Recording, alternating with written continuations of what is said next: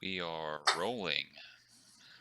Welcome back to this Rime of the Frostmaiden campaign. It's session 20. Everyone gets a point of inspiration. Thanks for being here. If we take a break, just say it, and we'll take one if you need it. Here we go. Group pick. Wait a second. There we go. Full screening. Oh, no, that's the wrong button. God damn it. My life is a lie. All right, everyone. 1, 2, 3. Great. Kevin, you're just I wasn't paying attention. Oh, okay. I was reading something else. I wasn't listening to you at all. I'm just going to keep that one. This is the one where Kevin didn't smile. Terrific. Okay. Right. Last time we played, the session started with you all leaving the safe comfort of the protective dome and going out to check on the trap that had been left the night before by Corpse Grinder. Upon reaching the path, Jasper tried to sneak ahead, but set off a series of traps. Reaching the path that he was able to dodge, the traps basically served zero purpose the entire fight, besides rolling for them and then passing. It was great. Jasper, while he was doing this, saw a giant white moose, and combat popped off. Equinox was beset on all sides by this giant moose. 4 little ice elemental methods, 2 Chwingas, and a shapeshifted, spell-buffed, moose-formed Ravison, all in the middle of a blizzard. Before shifting, Ravison boasted about her banshee sister Neela coming back to kill you all once she was reformed, seemingly unaware of the efforts that Beery had put into setting the spirit to permanent rest. Jasper was knocked out by the moose early on in the fight, and the rest of Equinox was surrounded by ice methods that tried to freeze the party with their frost breath, but it was unsuccessful. After bringing Jasper back to consciousness, the party split their efforts attacking the methods. All Striker, the Moose, and Ravison in Moose form. The Direwolf, Skywatcher, and Jormungandr took on Ravison. Forge Hand and Beery, a few of the others, tried to take on the giant moose. Beery did some healing using her new staff, summoning a butterfly for healing kisses. Everyone pulled their weight, helped each other, kicked ass, along with some sweet spells and attacks. Forehand, in particular, saved Beery from a nasty hit by using a cloud rune to divert that attack after Beery had angered the moose for telling it to watch its language. BB had to kill one of the Chwingas because it was throwing snowballs. It was Needles who had aided you all in the past, seemingly driven mad by the blizzard. During the battle, Skywatcher intuited Ravison had a number of buff spells cast on her, and that the Moose All Striker, and that they had both come prepared and ready to kill you all, but ultimately failed. With an arrow from Drea, All Striker was downed, and with a crack from the spiritual weapon and Forgehand's hammer, the awakened Moose All Striker was killed for good. Following this, Ravison was about to be attacked full force by Equinox after returning to her elf form, but instead she did a cone of cold, turned into a giant owl, and fled.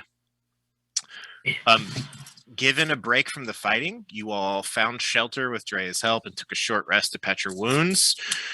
You ate some of Beery's healing muffins and got yourself together, discussing theories and talking about dreams and deities to Forge Hand. You decided you would explore this elven temple and tomb and rout out Ravison. As you entered the temple grounds, the intensity of the blizzard, for the most part, faded, magically dampened by some sort of element of that area, some enchantment over that sort of temple tomb space. Spreading out, you all took in a number of features, casting detect magic, doing various investigation checks. You found a gazebo, a moon dial, a sarcophagus, a number of enchanted statues, and a cave whose face had been busted open. Various theories were thrown about regarding the space and the things within. Ultimately, you all figured out that the moon dial's face had various controlled various magical effects around this sort of temple tomb. The statue of the elves around the temple tomb all held unexplored enchantments. The gazebo housed a brazier that unlocked the sarcophagus, and within the sarcophagus, you all found a mummy. You all also discovered a mirror that Allstriker the Moose had seemingly been using with Ravison's help to scry on hunters and loggers in the forest and hunt down and kill them. Corpse Grinder attuned to this mirror while you all explored a bit and managed to release the mummy from its tomb. The mummy could not speak. It's seemingly withered from time, but due to Jasper's telepathy, you all were able to communicate, finding out that she was friendly. Her name was Sinar. She was buried here with her parents, who supposedly are in the other tombs. She lived hundreds of years ago, if not longer. She kind of seemed to have trouble giving you all accurate picture of time or situations. It seems like her memories she's sort of having difficulties accessing them. But she was friendly and willing to help you all with whatever she could. As the session concluded, you all had formed a plan to have Skywatcher cast Moonbeam on the full moon symbol needed for scrying and the 2 half moon symbols to unlock the other doors in the tomb. And we start back there. It is currently right about 2 p.m. The sun is setting for the day. It is the 26th of Marpanoth in the year 1489. Are there any questions before we get into this? No, you just answered my question, which was the date. What game are we playing right now? This is D&D. Gotcha. Okay. Yep. Okay. I thought something else, but I understand. I know. I got it now. I'm good. You on track with it? You got it? Yeah. Yep. Hell yeah. Anything else? It's been a month since we did all of this. If there are questions, I understand. Did everyone see the plan that I sent earlier? Yes. I didn't, but I can read it. I could tell you real quick, too. Yep. Or you could do that. That First, would work. Moonbeam goes on the full moon. Corpse Grinder scries on Torga Icevein.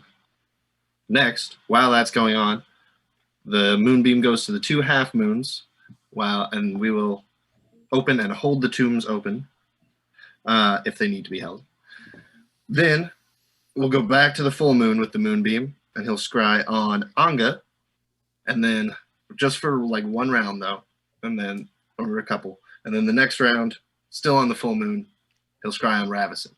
That's the one that will last 10 minutes. So I think the Moonbeam will hit all of those moon things all at the same time, right? Just with the size. No. Oh, it won't? Okay. Yeah, I have to move it. Nope, it's going to have to be moved. Okay. But one casting of it. Sure. One casting, but I'm going to say, Skywatcher, you sort of intuit from your studying of this that it would essentially need a round on each one of these faces for that face to activate. It's not just going to happen instantly. Like, it needs a moment to sort of soak in the moonlight. Okay. Can we have that map? Oh yeah, I'm on it, and you all aren't. By I will put you on around, there do you now. mean like 6 seconds? Yes. But, and I say that because the spell lasts for a minute. So, since this spell does last 10 rounds and this plan involves, quick movements, as soon as Skywatcher casts the spell, I'm going to have everyone roll for initiative just so that we're already in that setting of being able to move this and have incremental actions. If you want to willingly be at the bottom of the order so that Skywatcher stuff happens first, I will allow you to do so. it's really up to you. Corpse Grinder, are you going to go over to the mirror? Yes. Okay. I I'm was gonna just I'll put you reorienting there. myself. Yeah, Okay. you're good.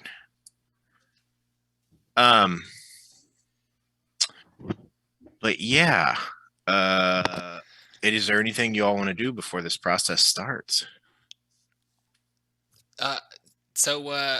Arkangor, you want me to just yell at them when the moonbeam comes? Yeah. Oh, that's not my voice. Hold on. Deeper in the balls. Right. Yeah. Yeah. That. Yeah. Just holler at him when I've got it in the right spot. Just update him Will do. where I am. Jasper Who's gonna gives come you to a right here? goofy little salute. Hey, so we're just doing the first step, just for now, right? And we're gonna wait to open the tombs until after this, right? No, as It's only gonna be, like, as was explained, the couple whole rounds. thing's going to happen now because he only has one use of this spell. And it Yeah, doesn't the last scrying scrying. character. You'll have like 6 seconds of scrying for the first 2 targets. Okay. Well, the first we one could will only do- have until I come back to. Yeah, that's true. Until he comes back to the full moon. So it'll probably be like, if it takes 3. 6 seconds per thing, it takes 6 seconds to activate initially. So starting from there until I hit the next 2 things. So that'd be 12 seconds before I come back to the full moon. Still not very long, but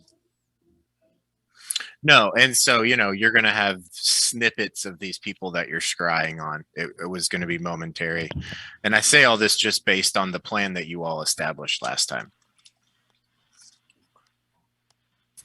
So are you guys wanting me to? I guess the big thing is, are you wanting me to come away from the mirror to assist you in battle, or do I have to stay at the mirror to keep the scrying going? Yes. Yeah, I think you have to like. scrying information. Isn't it is the like most gaze upon important your bit. own face or something like that?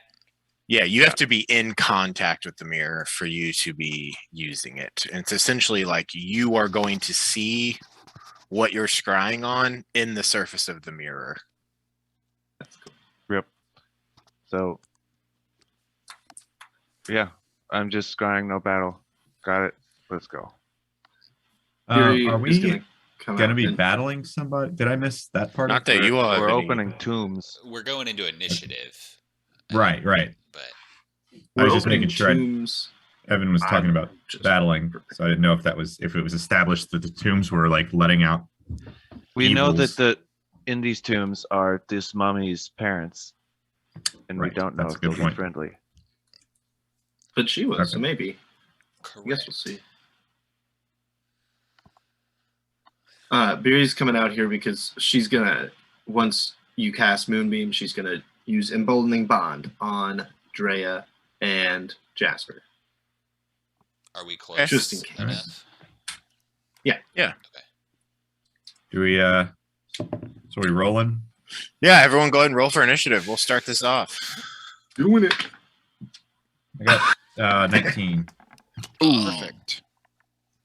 Natural 20. Natural Plus 1. I got 6. Okay. 20. So, Corpse Grinder, you're at 21. Right. What's your dexterity? 13. Okay. Okay. Let's do rollies real quick. D20. Yeah.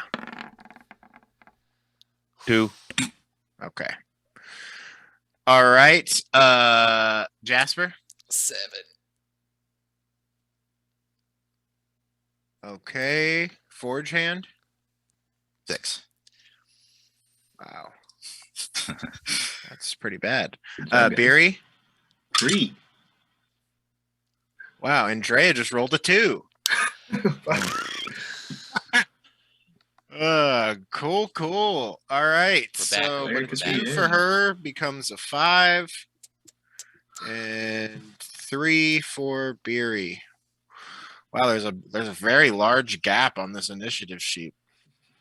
Corpse Grinder and Skywatcher each got the low rolls combined, or better. Yeah. Would you get Oh, and Skywatcher? can you roll for BB? Oh yeah. A natural 20 for BB. What does that put him up to? 22? 23 with the 23. Stone of Good Luck. Great. Okay. Then first round, BB is just chilling in the hallway. Corpse Grinder, you are chilling at the mirror. Do you want your held action to just be waiting to activate it as soon as you can? Yeah. Cool. Skywatcher, you are positioned where you are. And where do you want to throw your moonbeam? Well, I suppose on the full moon, as per the plan. As planned. Yes. Classic. Love to see it. Yeah, what if I just fucked it nope. up right here? Just I'm gonna put it on the new moon. yeah. Which is funny Okay. because that wouldn't happen naturally. There wouldn't be any moonlight to go to it. That's right. Yeah. Wait, It's- what? I it's wonder what almost like happened. that's with that why one. it doesn't work. All right. Well, I had a little moon picture, but I don't know where it is now, so I'm just gonna use this cool mandala. Oh, you mean a moondala? A moondala. The moonbeam is a 10-foot diameter, right? It is. Yes, 5-foot radius. Cool. So that would be that. Okay. You cast moonbeam, this column of light. Uh-oh. Why do I hear myself? Do you still have my stream Oh, open? it's because I reopened a tab. Okay. This column of light descends and you see this radiant energy soak into this moon shape, and it begins to glow. And Corpse Grinder, where you are, the edges of this mirror begin to glow, and you're already ready to go. And you scry, and you're scrying for Torga Icevein.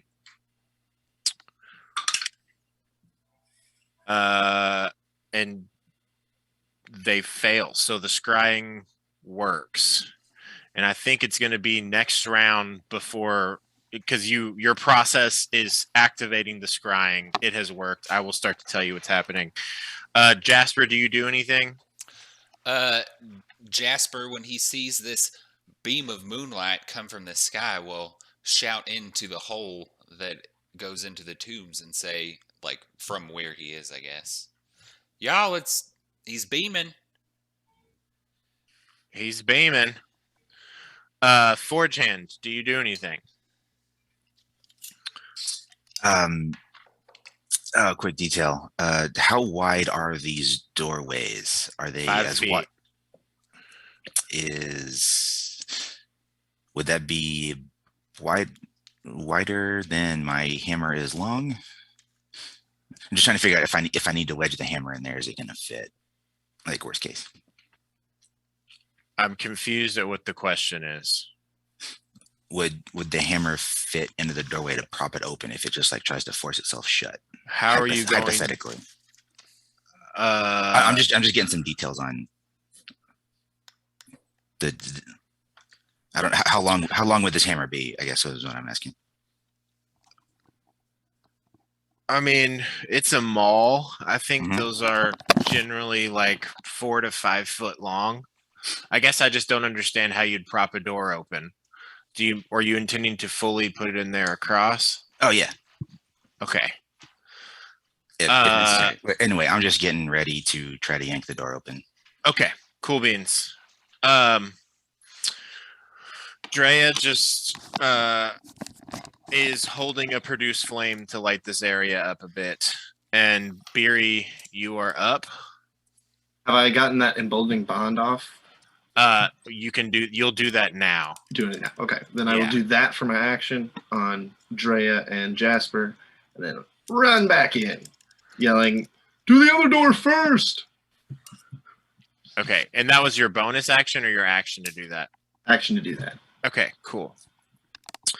All right, coming back around. BB's just cold chilling. Corpse Grinder. Your vision clears, and within this mirror, as you scry on Torga, this woman who you've never actually seen, you see a dwarf with gray, almost white hair and beard. She sits on a worn leather chair. A blanket is over her. She's staring into a fireplace with a blazing fire. She holds a cup of one hand, in one hand that holds some sort of steaming beverage, and in the other hand a pipe that she appears to be smoking from it. She looks absolutely blitzed out of her mind, like her eyes are bloodshot. She looks pretty messed up. She seems to be in this moment looking around because it's like you're in the space, alone in a cabin. And as you're watching, you can hear the crackling of the fire. You can see outside the window that there's snow coming down, and there's a brief knock, and then the front door opens. This sort of blizzard wind comes in, and there are a handful of figures. Go ahead and make me a perception check real quick. I should have done guidance before this. 13.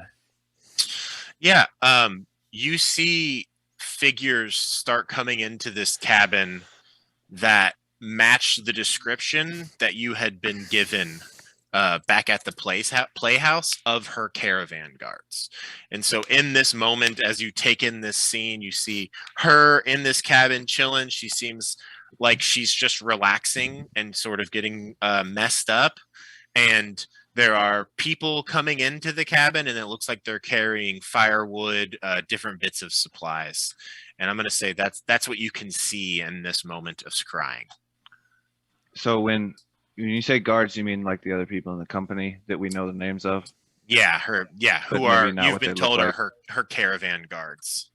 Great. Yeah, they match the descriptions that you had been given. Can I ask a question about this really quick? Maybe. Since it is like you are in the room with the scrying sensor, does that mean you get the smell as well? No, just sight and sound. Okay.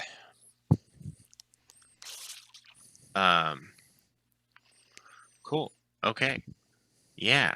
So, Skywatcher, where Hi. are you moving the beam to? I'll move it to this half moon here. Also, should I be able to? I'm having a shadow thing again. Should I be able to see more of this map, No, it's dark again. even with the moonbeam going? Oh, god damn it. I mean, it's not that big of a deal to me. No, you're right. now, but Objects. it looked like it was brighter earlier and then it changed, I thought, but I could be wrong. Oh, brother. Dynamic. Does it say how much light Moonbeam gives off? You have the spell pulled up, right? Yeah, it says. I'm not sure. I don't know if it even does. 5 foot radius, 40 foot high. It doesn't say that it gives off any additional light. Yeah, I guess it doesn't really say that it does. I mean, it's not. I Dim like. I light don't. within the image cylinder. of just like a light only in that cylinder and everywhere else is Yeah, dark. It's That's like a cool picture. spotlight. Yeah. Which is Dim fine. light I don't fills need the the. I'm not that cylinder. worried about the shadow thing, honestly. I can't even see the other half moon thing, so that's why I asked. Yeah, if you want to move around so that you can see, feel free. It is dark again. The sun has set for the day. So, yeah, there is that annoyingly overwhelming darkness. Okay. Well, I'll just for now. I'm just gonna move. I'll say Drea can move over here to light it. Does that make it better? Can you see more that way? Well, that made me not able to see. Do you have What I his could- light turned off again? Oh, brother. Let me see. Yeah, moving 'Cause- Drea changed what I. What You I don't could. have a light on because you're not using produce flame, and you don't have dark vision. That makes sense. So it is as hard to see as it is hard to see, unfortunately. Okay. Can you move Drea like closer to me to see if that makes any difference? What? I'm so confused. Where were they a second ago where I could see the They were right here. This Okay. is a giant piece. This Yeah, is yeah. a giant piece of, right. opaque crystal that blocks light. So, That's fine. With I'll figure it do out. you want to move to the left or the right? I'm gonna move it. I'll put it on this one. I'm highlighting on the left Okay. half moon. You had called out, go use the other door. So I think we'd figured out which one went to which door. You had not. Didn't they But- have different moon halves on them?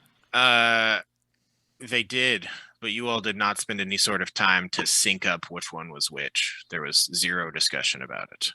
Okay.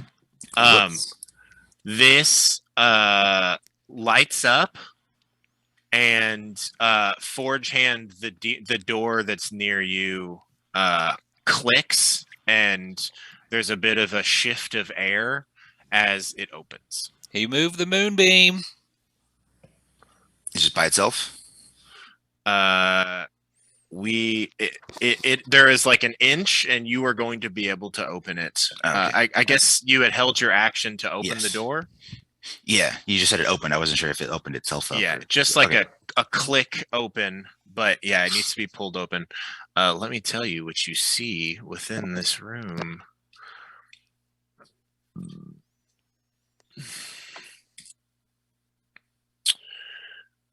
This circular chamber has an intricately carved, domed ceiling that's 20 feet high. A beam of light shines down from the top of the dome, illuminating a seemingly rectangular stone sarcophagus. Other than that, the room is fairly plain, and you can, if you want, move your... What the fuck is happening?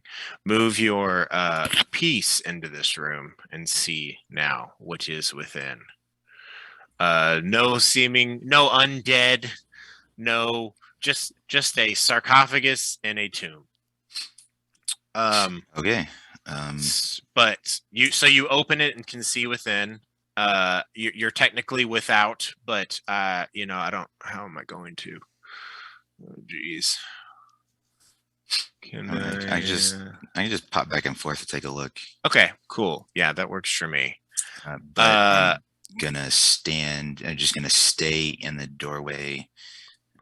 Get ready for this thing to try to force itself shut. Okay. Skywatcher, you moved that on your turn with your action. Did you want to use your bonus action or movement?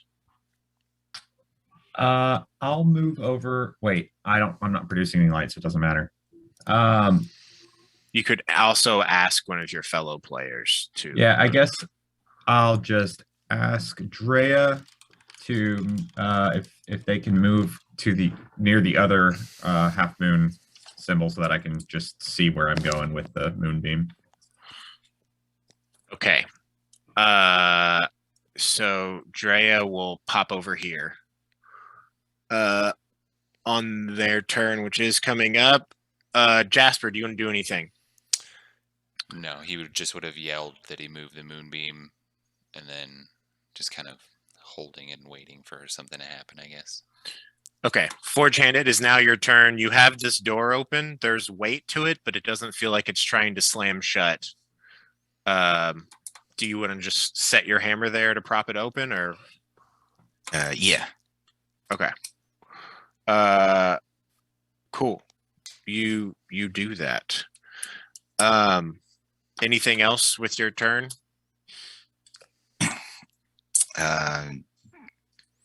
Just gonna call out. I got this door open. Okay. Treya moves over there so that Skywatcher can see. Beery, do you want to do anything? Yes. I continue my trek back towards the door. Okay. You make it to the door. You can just go ahead and put yourself in front of it. And then I will get ready to open it. Cool. BB, you see next to you, has his bow out and he's armed and ready. Oh, you know what? I think I'm gonna roll for Sonar just in case you all ask her to do anything. Corpse Grinder, you are still within this space as your turn starts. Do you want to disconnect and wait to start up again, or do you want to keep watching? I can keep watching Torga? It seems so. You all had prepared for, he said he was going to move it to there and then move it back to the full moon so that you all could get another quick scry in, which I think would involve you at this point breaking off and then using your action to attempt to get back in. It's just We were sort going of to do both the half moons at the same time and then go back to the full moon. Okay, gotcha. Well, Though actually, well, it's too late to Well, like- change the plan now. But I wouldn't mean, it can be changed. It's all happening. I mean, I guess I could guess change it comes down to Corpse Grinder. What do you want to do? Do you want to keep watching Torga or try and break off so that you can be ready to use the mirror again? It would take a long time for me to get ready to use the mirror again. It would just be your action. You'd essentially just be waiting for it to be refueled by the moonlight. But so next turn, or whichever turn he puts it back on the full moon, I can use my action to scry that turn. Yeah. Yeah. So I'll watch Torga some more. Okay, cool. As you watch Torga,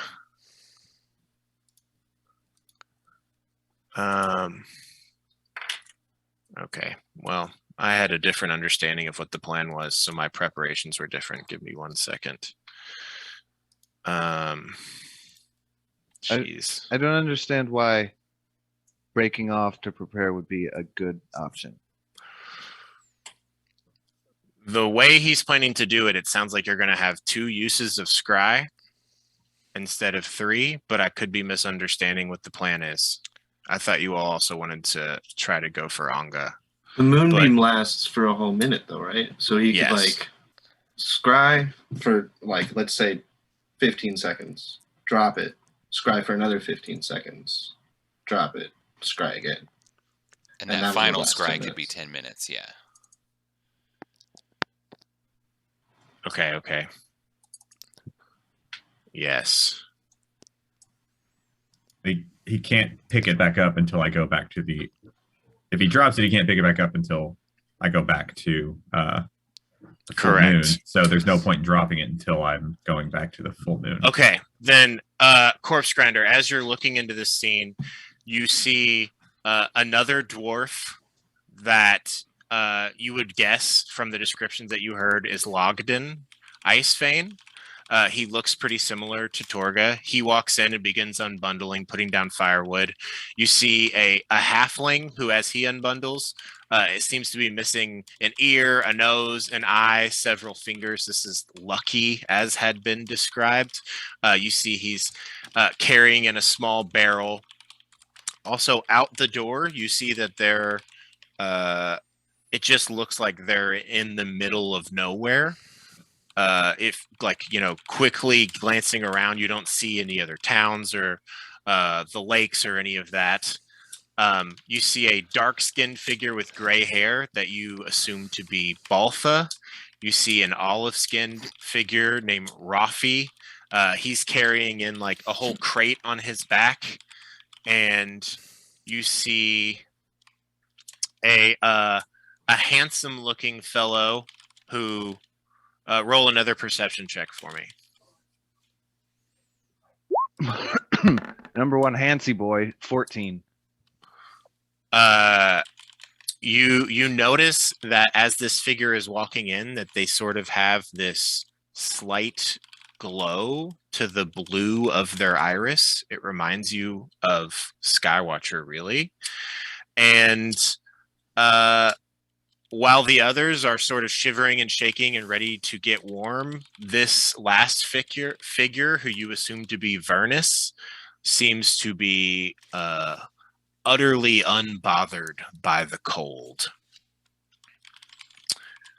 And they are all sort of just coming in here and putting things down, and it looks like they're getting ready to just hang out in this cabin and get trashed with Torga, who is also here. And she at this point has sort of like taken notice of them, but is still just staring into the fire. And they are complaining about how cold it is. And yeah, that is what you see that round.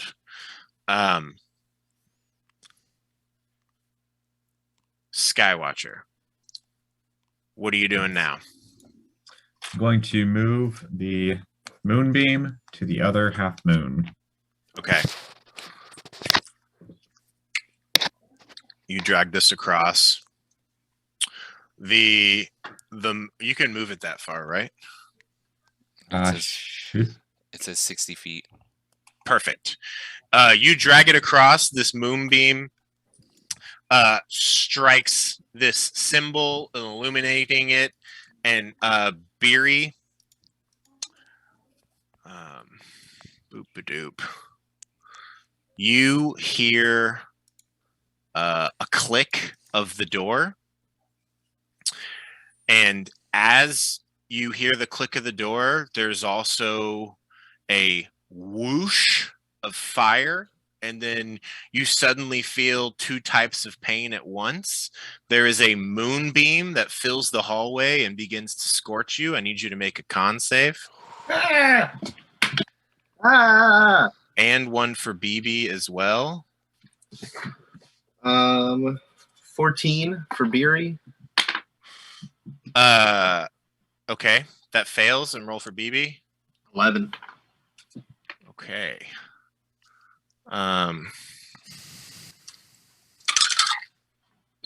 You both take 7 radiant damage. And oh, sorry. It was cast at a 3rd level. You take was plus an additional 9, 16 radiant damage for both of you all. Baby's down.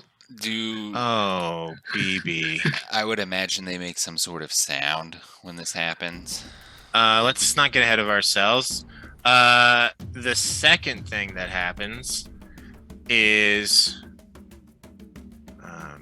oh geez, I had all these notes. Okay. Immediately you feel the scorching of moonlight as this beam descends on you and BB both, and then there is the heat of pure fire as out of this inch long, I guess inch wide crack that now it appears, now exists because the door is open. A massive person made of fire squeezes through this crack, and you see that all over this 10-foot tall fire elemental form there is what appears to be just like smoldering ash of bark that is always just rapidly burning away, and this person tries to catch you on fire.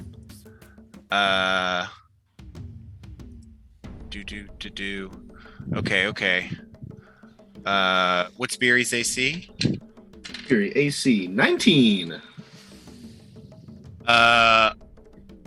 The first attack you are not ready for, and it hits you and does 9 fire damage. You're Beery's now down. on. Okay. And then the second attack misses you because you fall unconscious. And there is a cry from both BB and Beery as they fall unconscious in the hallway. and oh geez, GM overlay. Here we go. Layer. Oh, there's that. Okay. Well, this is my bad day for controlling things here. That's okay. Yeah. Yeah, and this fire elemental person makes their way into the hallway and then seemingly keeps flowing past you after you're unconsciousness. Yeah, okay. Here we go. Skywatcher, you move that beam, there's a click. You can hear that there's I would say you can hear some screaming that's happening from inside the temple and the crackling of fire. That was your action. You still have a bonus action and movement. Nah. I'm just gonna stay there, I think. Are you nothing else at all?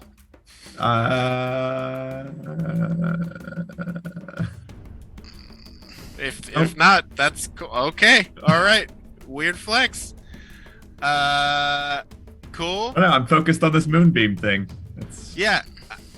Okay, that's fair. Sonar is waiting for a command. Jasper, you're up.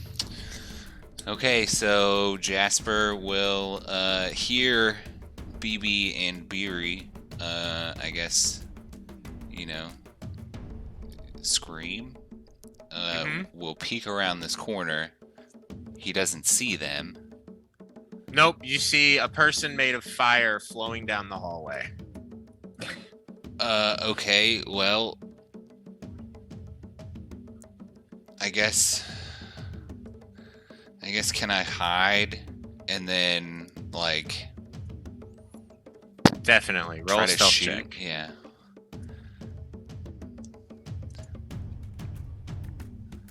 Uh, 30. That is a 20. I have emboldening bond. Does that last even when you're unconscious? Jesse? Oh, good question. It says for 10 minutes or until you use this feature again on my notes, but let me check the book just in case.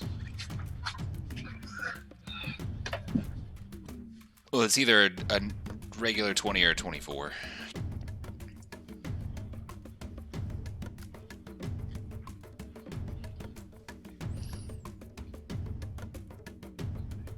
Well, either way, you're confidently feeling that you're hidden. What do you want to do after that? Should just keep blasting. Jasper is going to shoot his hand crossbow at the flaming person. Okay, go for it. Yeah, that's all that the book says, just for 10 minutes or until I use it again. So Cool. is- So we're going to say it's going. A 21 to hit. That will hit. Okay. So this has the Grell poison on it.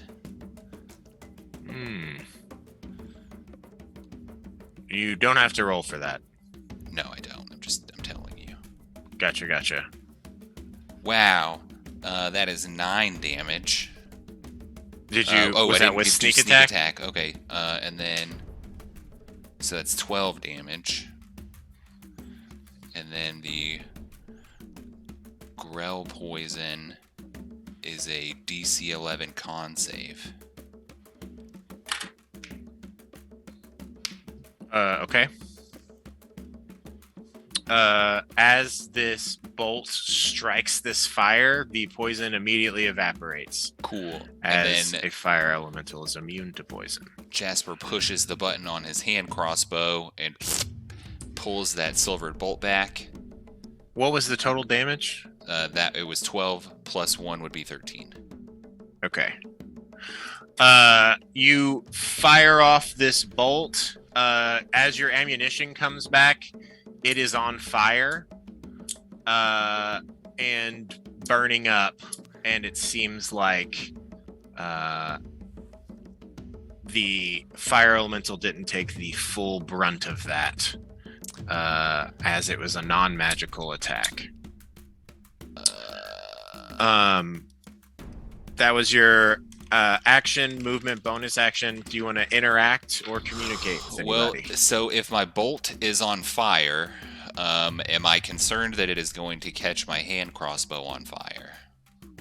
Yeah, I'd say so. If you want to use your interaction to throw out that piece of ammunition, you could.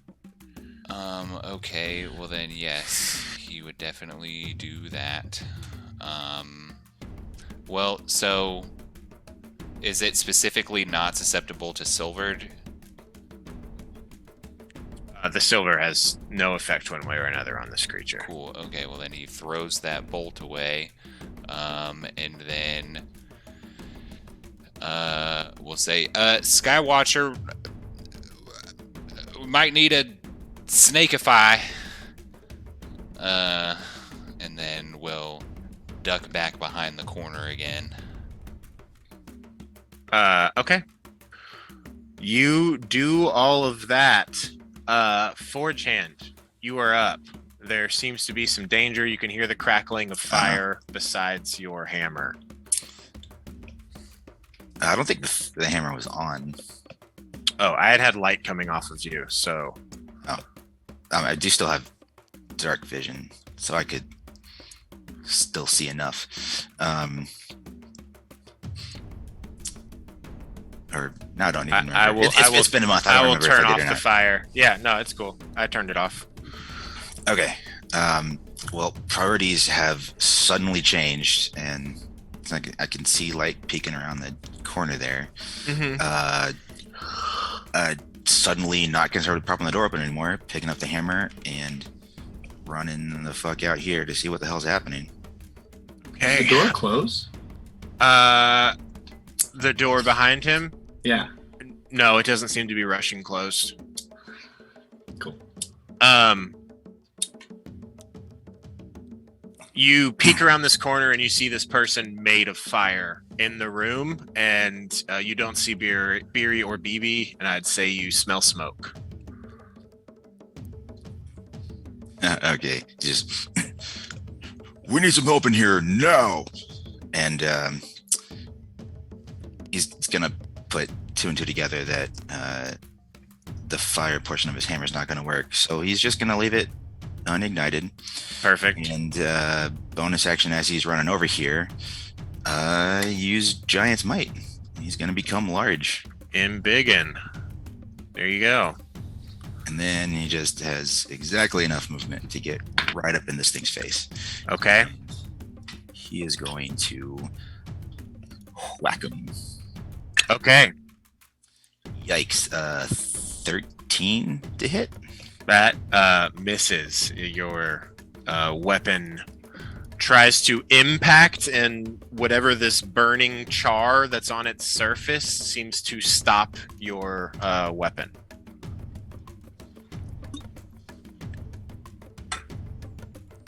Yeah, we're gonna try that one more time with an action surge. All right. There we go. That's a 24 to hit.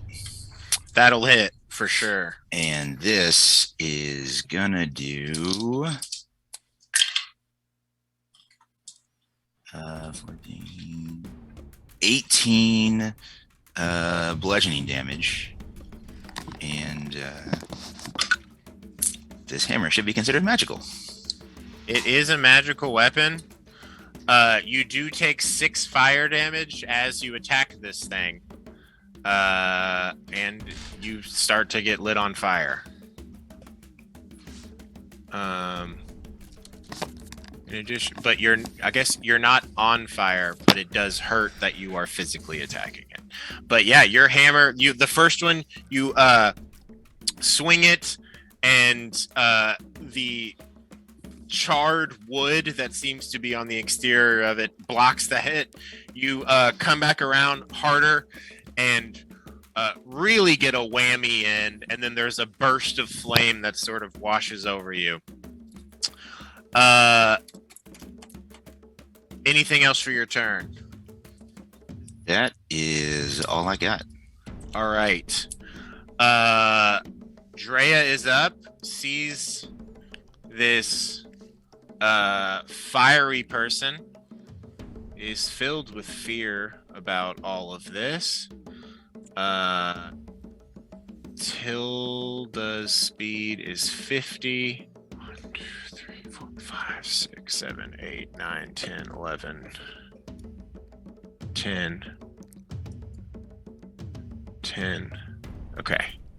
So that would be movement to here for Tilda's movement.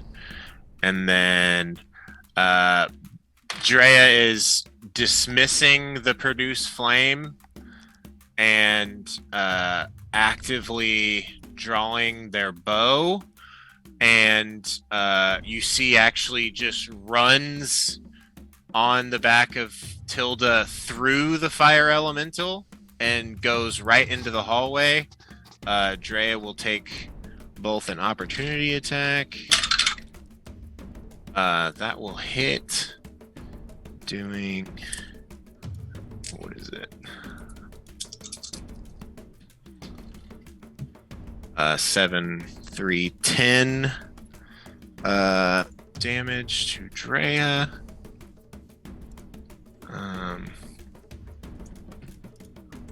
And since Drea went through the creature's space, enters space the first time enters space on their turn, 1d10 fire damage and catches on fire. Okay, cool.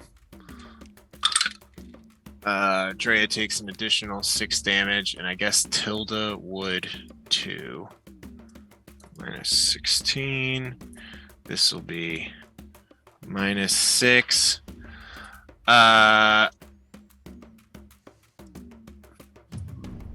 From outside Skywatcher, there's obviously danger happening in the temple. Drea says, "We have to save them!" And from Tilda, puts out the flame, draws a bow, and just runs full speed on the back of Tilda into this hallway. She comes in here and sees, Beery unconscious and BB as well. She panics and she casts a Cure Wounds on Beery and brings her back to consciousness with a 2nd level slot. So I'm going to roll 2d8. That's 7 plus 3. Beery comes back to consciousness with 10 health. Beery is on fire as she wakes up, and so is Drea, and so is BB, it looks like. Drea then turns around towards the fire elemental and is ready to start firing arrows. Beery, you are back to consciousness, and it is your turn. Okay. I'm on fire. Do I take any damage from that? At the start of my turn or something? Yes, you do. 10 damage. Let's really hope that this is not a 10. I'm gonna roll it on front of the board. What do we get? What do we get? A 5. You take 5 fire damage as this fire that's on you is going. But you have your action, bonus action, movement, interaction, communication. What would you like to do? Oh, Randy, you're on fire. Yeah, You're all on fire. everything's bad. Drea says. Let's see. Yeah, that would probably be the move, I guess. So let's see. Maybe not. Let's just use my action to Cure Wounds BB. I'm going to use the Cure Wounds from the staff, so I'm not using a spell slot. Okay, cool. Yeah, and be sure and add that additional damage. Yeah. Cool. 6 plus Wisdom, 10 plus 2, 12. BB has 12. Okay. That is action. Don't have too much for bonus actions, huh? Especially without 2nd level spell slots. Am I in a moonbeam still? Yeah, I just noticed that. But hold on, I have to roll a concentration check because Forge Hand did an ouchie, as we say in the biz. Okay, you did 24 damage. Or no, 18 damage, was it? Right? Yeah. Okay, so this is a DC 10. Alright, the chances of this are unlikely. It's the moonbeam is maintained. Fuck.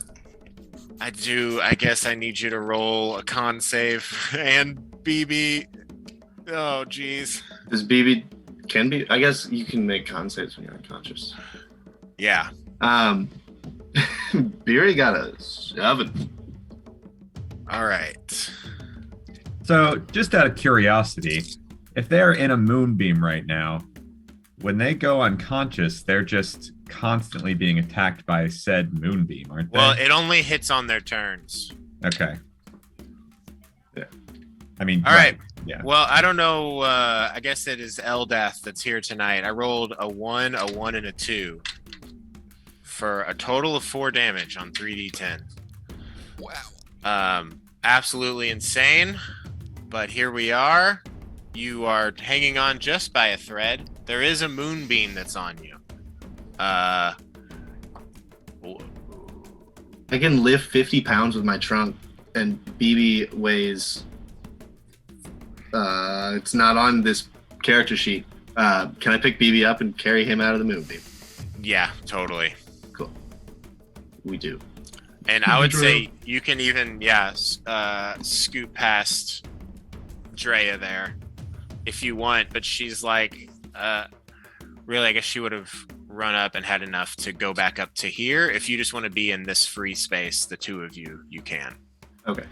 Drea seems to be interposing themselves between you and this fiery being. I can't control BB, but he's out of the movie.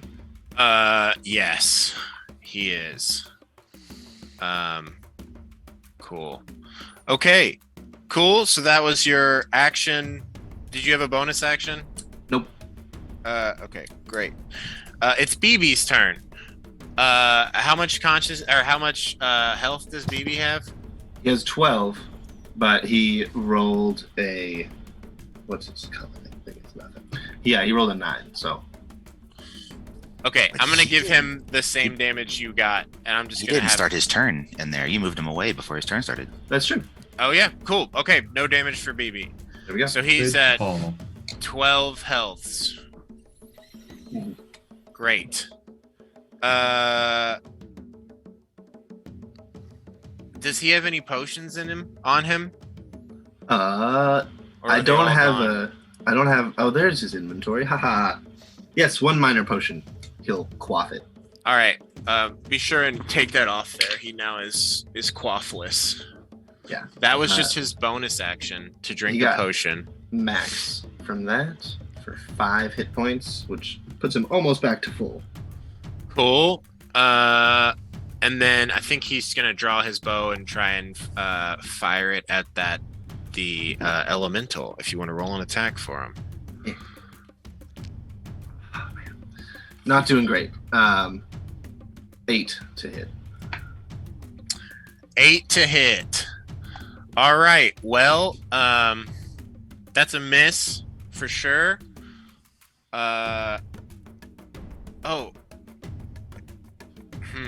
You know what? I'm gonna take that back. BB uses his action to make himself not be on fire because he was on fire. Right. He I'm puts out still the on fire. Yeah. Oh man, all these status effects. Yeah, you're still on fire. We'll resolve that when it comes back to your turn. Very well. Cool. Okay. All right. Sorry, y'all. I thought I had this ready. The fire elemental before you, with its fiery mouth, it's got all these layers of bark that are seemingly just like burning away constantly, says 10 towns will be destroyed, if not by my hand, then by Frostmaidens. And yeah, it says that, and then it takes 2 attacks at you. I thought you said 10 pounds.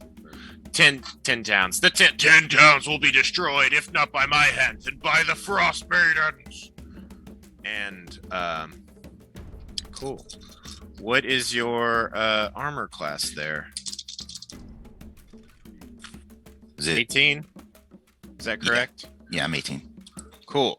It goes for a large swing, and you see it, and you're able to duck, and like it just glances off your armor, and uses that opportunity to just put its other hand like into your face, and then it just fully moves into the spot that you are in. So you are gonna go ahead and take 1d10 of fire damage.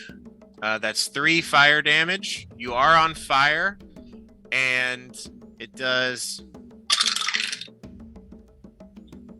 8 more fire damage from its attack. Cool. Yes. And it is now I think occupying your space. Gonna Stone's Endurance that one. Okay, cool. And Go for I take 9 less damage. Excellent. All right. So that was action, no bonus action, communication. Yeah, cool. Corpse Grinder, you are up. You can feel heat and see the flicker of lights behind you. You know that there is battle going on. What would you like to do? I think I'm just going to be admiring myself in the mirror. Okay. You can do that for sure. Do you want to use your action or bonus action? Aren't you still scrying right now? Can you hold your Yeah. action for the next scry? Wouldn't I want to do that? Because the next... Yeah, if that's what you want to do, for Yeah. sure. Do you want to use your bonus action for anything? Nah, I think... Okay. Yeah, alright. I have one hand on the mirror, correct? Yeah. Can you Alright, put so I your don't have- microphone thing down? I don't know. My bad. Thank you. No, y'all I good. was coughing earlier or something. I'm touching the mirror with one hand, right? So I only have one hand free. Can I still strum my guitar and do some really slow stoner riffs Okay. that echo off the stone walls? And maybe Legit. give Forge Hand a bardic inspiration. Okay, Forge Hand, you have a bardic inspiration. Woot. Um, Is this the special one? What does that one do? This is a D8 plus 1. Cool. All right, and you ready your action for the mirror. Skywatcher, Yep. you going for it? Yeah, I mean, this is the plan, right? I'm going to move the moonbeam Back to over here, the full moon. Full moon, back to the full moon. Yeah. Okay. You do so. Its power soaks into the stone. Actually, I'm sorry. Can I ask a question that I know that I would know? My Yeah. character would know. I mean, so moonbeam is concentration. Will I eventually be able to do other stuff and leave the moonbeam going on? Or will I have to actually like stand here with the moonbeam? No, you can do other stuff whenever you want. You could go ahead and wild shape and just be using the moonbeam while you're wild shaped or whatever. Yeah, it's just you will drop concentration if you cast another concentration spell or if you take a significant enough amount of damage and roll Okay. poorly on your concentration check. Okay. I'm not going to do anything else right now because I need That's to. your action to move the moonbeam. No bonus action, movement, or communication. I guess I'll yell in. You can see Garoth and an elemental fighting each other Right. inside that chamber currently. Yeah, I can just. Looks like I can just see that bit. I'll be in soon. Cool. All right. Corpse Grinder, You ready yourself once more. The mirror alights, and you can cast scrying. You had planned to scry on Anga. Do you still want to do that? Yes. Okay. All right. Was it as Anga? you Sorry, was it Anga first? Is that right? Nope. It was It's Torga. No, sorry, I meant there's 2 people left, right? We want the long one to be for Ravison. Yeah, I was confusing Anga and Ravison. That's okay. Yep. Never mind. Can I just have everyone that's conscious roll an insight check? Natural 20. Natural Cool. 20. That fire elemental is for sure Ravison. Oh, fuck. Oh. They just Oh. yelled about destroying the 10 towns and the Frostmaiden. Oh. That would be that would be very funny to scry on him. I thought it and was just like a brand new threat. Nope. Me too, yeah. I was It's- like, this is an old evil that's allied with Oral. yeah, right. This is Ravison. You all, I think that's mentally put together. You scry on Anga. She fails this save. As you scry on Anga, you find yourself in the Arctic tundra of the Dale. White snow is all around, and you see the tall, lean, layered body of Anga covered in furs. By her side, you see Bola in his familiar Arctic gear on the back of his massive black-haired direwolf Fenrir. Before them, you see a Lightwalker, the creature that you all fought outside of Lonelywood, or Tourmaline? No, Lonelywood. In an instant, Bola jumps off of Fenrir and lands on the ground in the form of a polar bear. Anga shifts and grows and turns into a massive 10-foot tall stone elemental that's bipedal. And you see Fenrir, Polar Bear Bola, and Stone Elemental Anga all charge forward to attack this Lightwalker. And that is what you're seeing with your round. Cool. Yeah, okay. Skywatcher, you did that.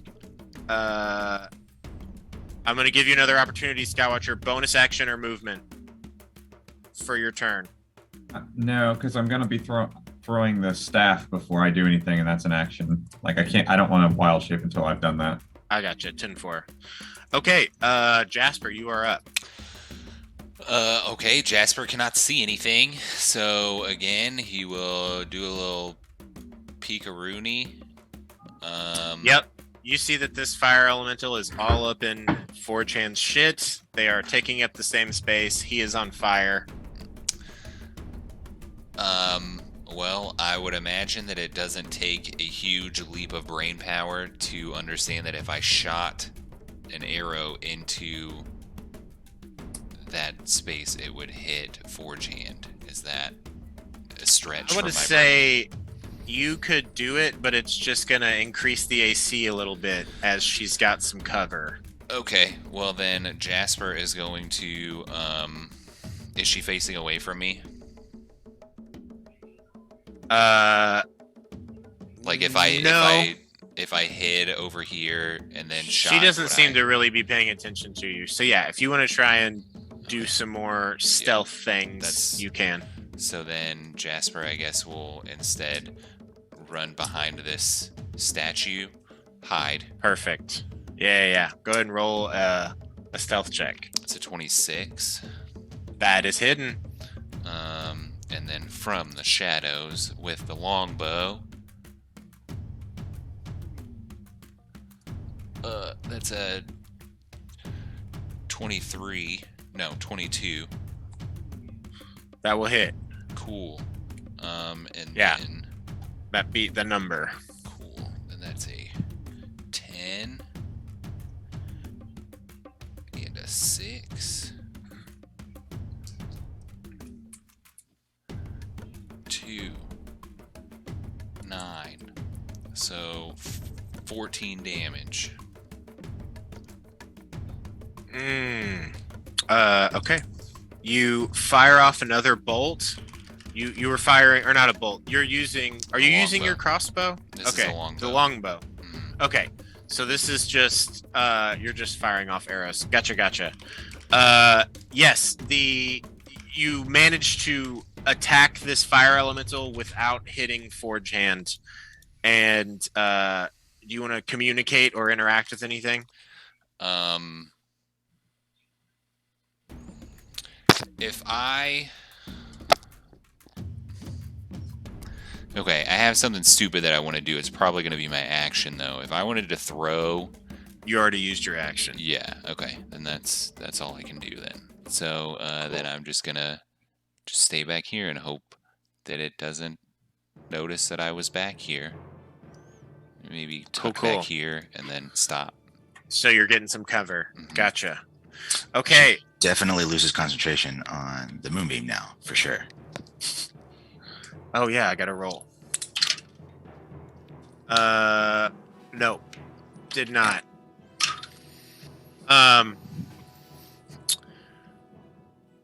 Forge Hand, you are up at the start of your turn. You take 8 fire damage, Fuck that shit. and you're on fire. What would you like to do?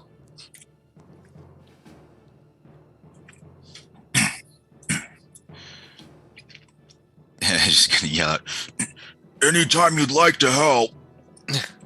And then just gonna step out of its space. Gonna second wind as a bonus action.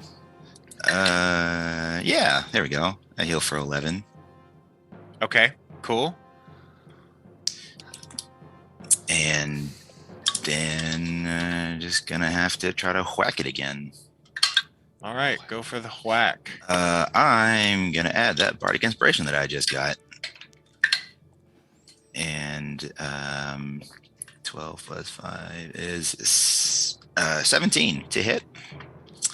17 does hit. You take 9 fire damage as you attack it from a Fuck. flare of fire.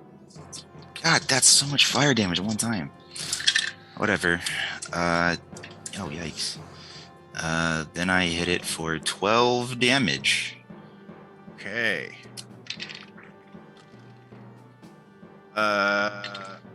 Okay.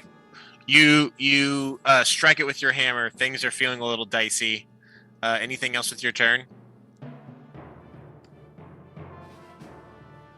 Don't think so. Okay. Drea on their turn is on fire. Takes 6 fire damage. And does not put it out because they're so badass. Draws the bow and takes 2 attacks with this magical bow of Drea's. These are going to be sharpshooter. The hope of hitting. Oh wow, a natural 20 and a 19. Both of these hit. Fuck yeah. This is going to be a wow, maximum damage. 33 damage with the first arrow from the natural 20. And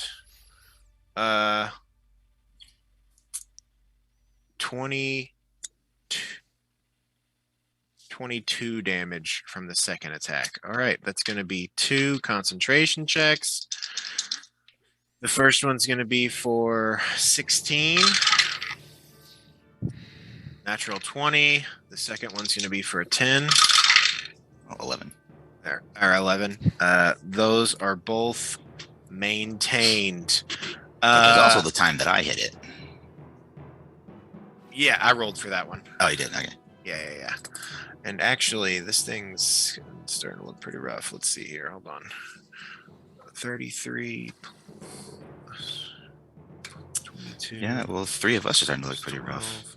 12 plus 7, 18. Wow. Okay. The fire elemental still stands. Drea is on fire. Tilda is also on fire and takes an additional 2 damage.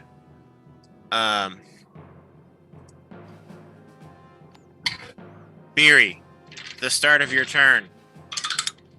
You take 3 fire damage. I am down. Oh Plus- no. Thus ends my turn. Well, I'm gonna go ahead and let you make a death saving throw. I still Okay. don't know where Beery is, which is funny to me because I've never been Wouldn't able that to be see at her. the She's start up of in the this turn? hallway, Yeah, right up here. Jaspered, like with my view range, I haven't been able to see her the whole time. Oh yeah, she's been in this hallway. Technically, In Beery's consciousness, she Yeah. sees herself mixing a few ingredients into a bowl, and she looks down, and there's a really big mammoth trunk around her waist, and she looks up, and there's an not elderly, but older than her by far, woolly Luxodon like her, who's holding her in the trunk and helping her mix ingredients in a bowl. The air smells of nutmeg and cinnamon and fruit and fresh baked goods. And outside the windows of this cozy little kitchen is just beautiful snow-capped mountain scenery. Aww. And she got a sounds like 5. a lovely memory, and that's a death save fail. And that's my first ever death saving throw in D&D. Wow. Ever? Wow. Ever. Wow. Dang. Okay. Well, it's BB's turn. He uses his I'm gonna say he uses his bonus action, his help action, to put out the fire that is on you. And then he's gonna use his interaction to open up your medicine woman bag, and his action to put his hand in there and pull out a potion and pour it into your mouth. Subtract. Do you have multiple types of potions in your bag? Yeah, I've got 2 potions of healing, or a potion of minor healing, or Keatom's ointment, 5 uses. I think he's gonna go for one of the potions because he knows what that is. There's 3 different potions. I'm gonna roll a D3. On a 1, he goes for the minor. On a 2 or a 3, he goes for the regular. 2, mark off one of your normal healing potions, and he opens up your mouth and pours the potion in, and you are brought back to consciousness. Wow. And I rolled the least. You have 4 HP, but you're not on fire. And BB, I guess, is still on fire, as ridiculous as this is. BB takes 8. No. He put his out. Okay, that's cool. That's right. All right, never mind. Cool. All right, that's what happens in that hallway. You all are back to consciousness. I'm going to say also, Drea had to move out here to do that. So BB is just in there next to you. It's Ravisson's turn. The fire elemental says, "I will destroy you for what you did to All Striker, to Neela!" And is going to try and finish you off, Forge Hand. Boop boop. Okay, here we go.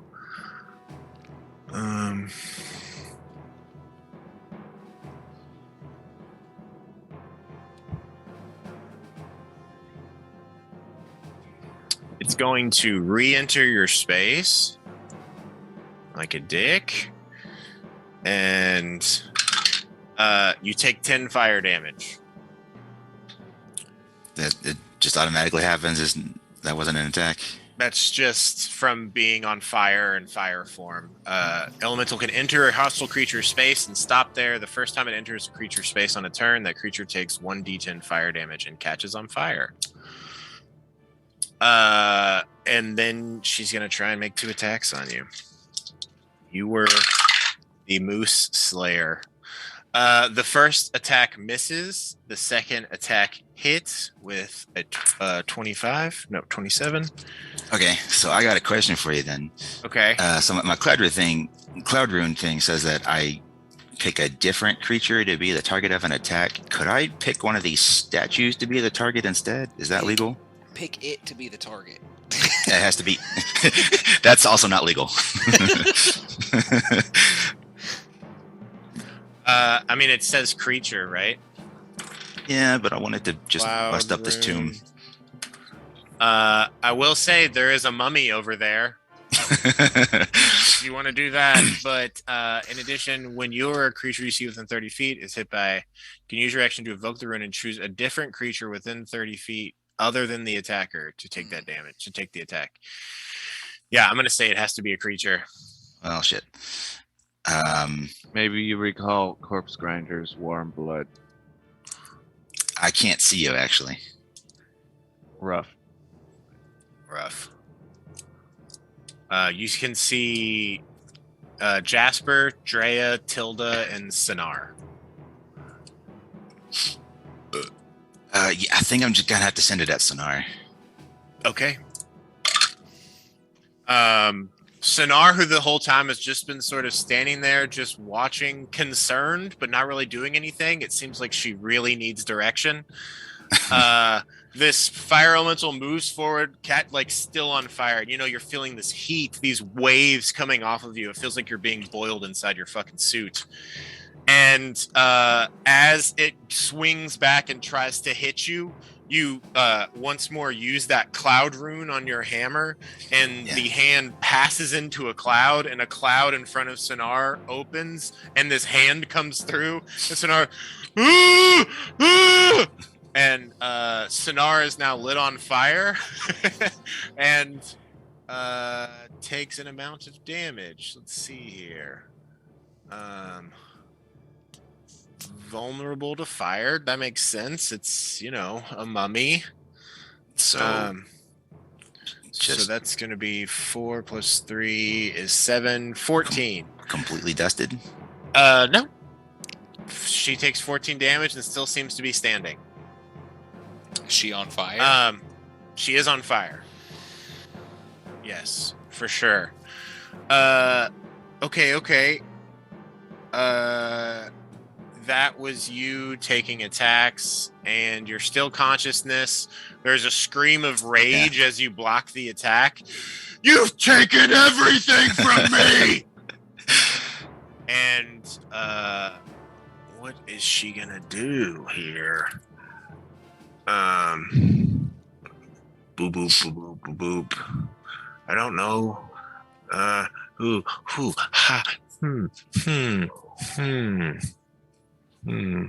What's the movement on a fire elemental? It's only like 15 feet. Looks like 50. That's weird. I don't know where you heard that.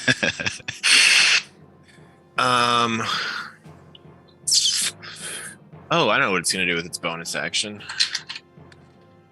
It's going to use its very last slot to try to heal itself. Oh, fuck.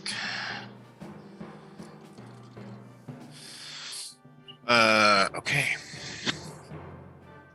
So that was this, and then we're gonna go minus that.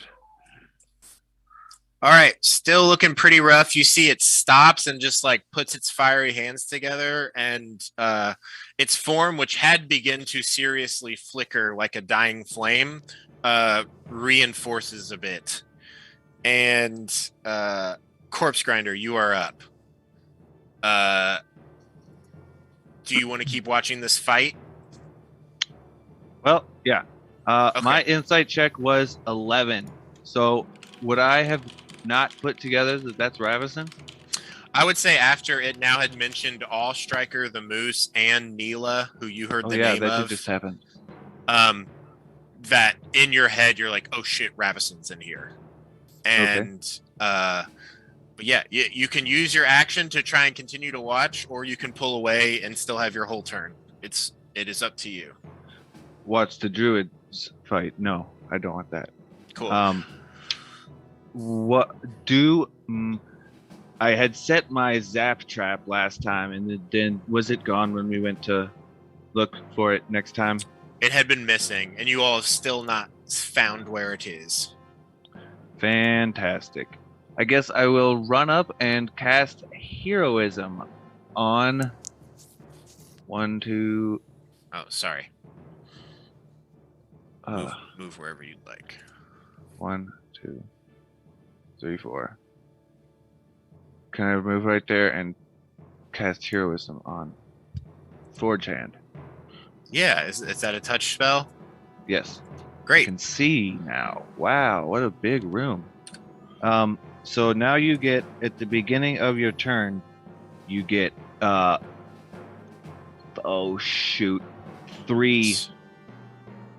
hit Spellcasting points. modifier. Yeah. And Cool. you're immune to being frightened. And Excellent. you gain those hit points at the beginning of all of your turns until the Mhm. spell ends. That's the best thing I can do. Okay, that was your action. Do you want to use your bonus action? No. Okay. Communication or interaction, or are you good? Hey guys, I think that's Ravison. Excellent. think? It has been declared. Skywatcher, what are you doing? All right, now I'm going to.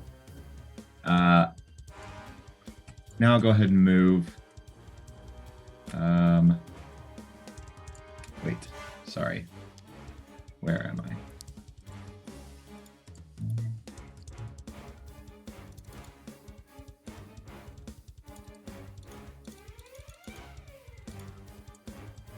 To here.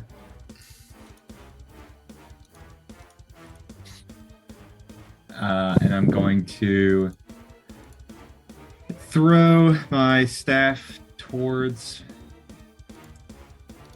I'm just going to throw it in front of me ish. Here. Tight. And yeah, I'm gonna yell Snakeify. Absolutely. Classic move. Yeah. And I am going to definitely find this token. And there we go. Let's just, it needs vision. Does your snake have dark vision? Does it say? It'd be under senses. Senses. No. Okay. It's blind sight. Oh, what's its blind sight range? 10 feet. Okay. Is that the same thing? It's just a different type of vision. Okay. And just making sure I've got everything on here turned on. Nameplate, tent. Okay, cool. Copying here. Pasting in battle. Boom, snake. All right, it's out on the field. All right. It will take its turn directly after yours. Do you want to use your bonus action? I do want to use my bonus action. I'm going to use my bonus action to, I guess, wild shape into a dire wolf. Classic. Yep. Okay. Does that one have dark vision? I think it does. It has no. Wow. Does not. I'm gonna say that doesn't make any fucking sense because it's a wolf. You would And think that it would. Wolves can see in the dark. Isn't the fire elemental giving off a whole bunch of light though? It definitely is, but I still think that's bullshit. I mean, I'm going to rule that as a dire wolf you have his, dark vision because it's a Neither fucking do wolf. cats, dude. Yeah, his, that his- also doesn't make his any smelling sense. is like higher than normal. Yeah, for sure. I mean, it's got smell-o-vision, but dogs have a metallic lining in the back of their eyes that allows them to see in the dark, like cats. It's bullshit. Come on, wizards. Sorry, I'm passionate about this.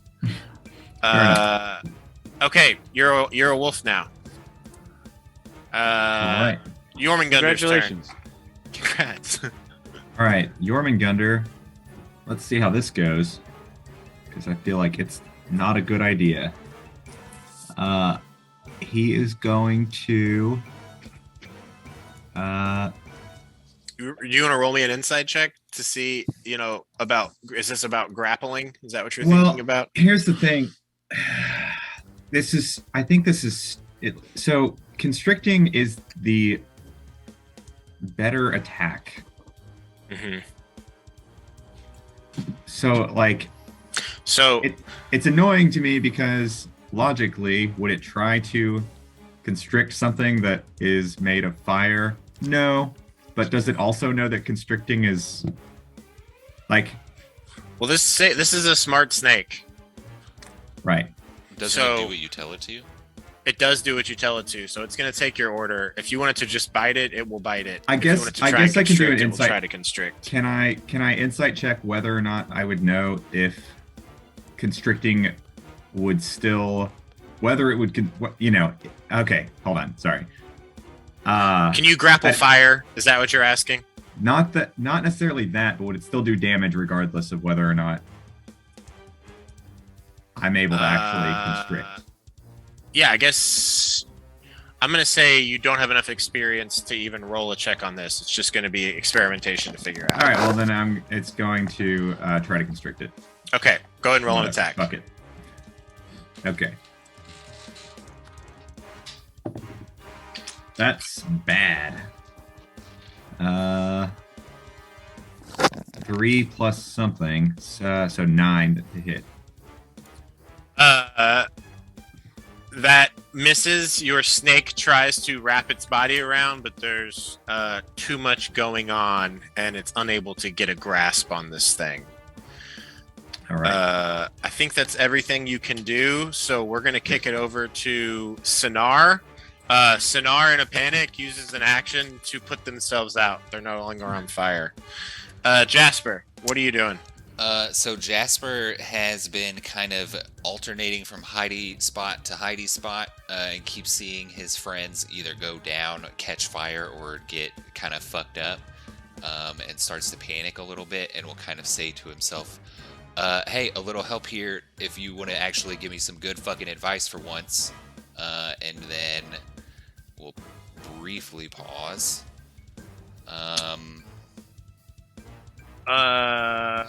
And we can... No response. Cool. Sweet, that's what I fucking thought. And he'll, I guess just... I can't hide from the same spot. I'm going to say with the giant direwolf and Jormungandr, if you want to just kind of try and hide behind them, you can. They're Okay. a much larger size than you. Cool. Then, yeah, I will do that. Let's go. Oh, no. I get emboldening bond still, right? Yes. 2. 8. 18. 18 to hide. Yes. I'm going to roll a check. You feel hidden. Cool. And then I'm going to shoot again with the longbow. Okay. I'm going to have you move up at least to behind Skywatcher. That's fine. Cool. 23. That will hit. Cool. 10, 6. That is a 9 plus 5 plus 3, so 17. Half of 17 is 8. Okay. Excellent. You once more fire an arrow. It passes through. This is a non-magical weapon. It doesn't seem to be having as much of an effect, but it still seems to be doing some damage. The arrow passes through into this bark, and you see that it burns up, but the fire flickers out a bit more. That was your bonus action. Your action, some movement. Do you want to move more? Yeah, Jasper is gonna move outside a little bit. and we'll say, hey, maybe if we're not all trapped in this room, it might be easier to not all catch fire. And we'll move to here. All right. Cool. Forge Hand, what are you doing? Besides taking a D10 of damage at the start of your turn, which is 1 fire damage. Sweet. I didn't even get through my temp HP. Oh yeah, you gain 2 temp HP. 3. Or 3. Yeah. I have 2 now. Could I still fit through this opening? Yeah. Or am the I too moose large for that? The moose fit through there. You could too. Okay. Are you making a run for it? I don't know. I need to not be on fire. I feel that.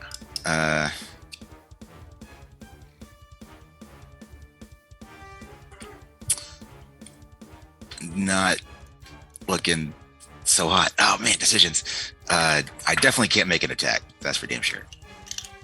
Okay. I think just gonna have to disengage and just try to get out of its range. Okay. Cool. You disengage. It doesn't get a chance to attack you. You are still on fire, Yeah. but that can be dealt with. Bonus action, anything? I'm out of bonus actions Okay. aside from my flame tongue wall, which is useless. So Absolutely. Not useless, but I understand what you're saying.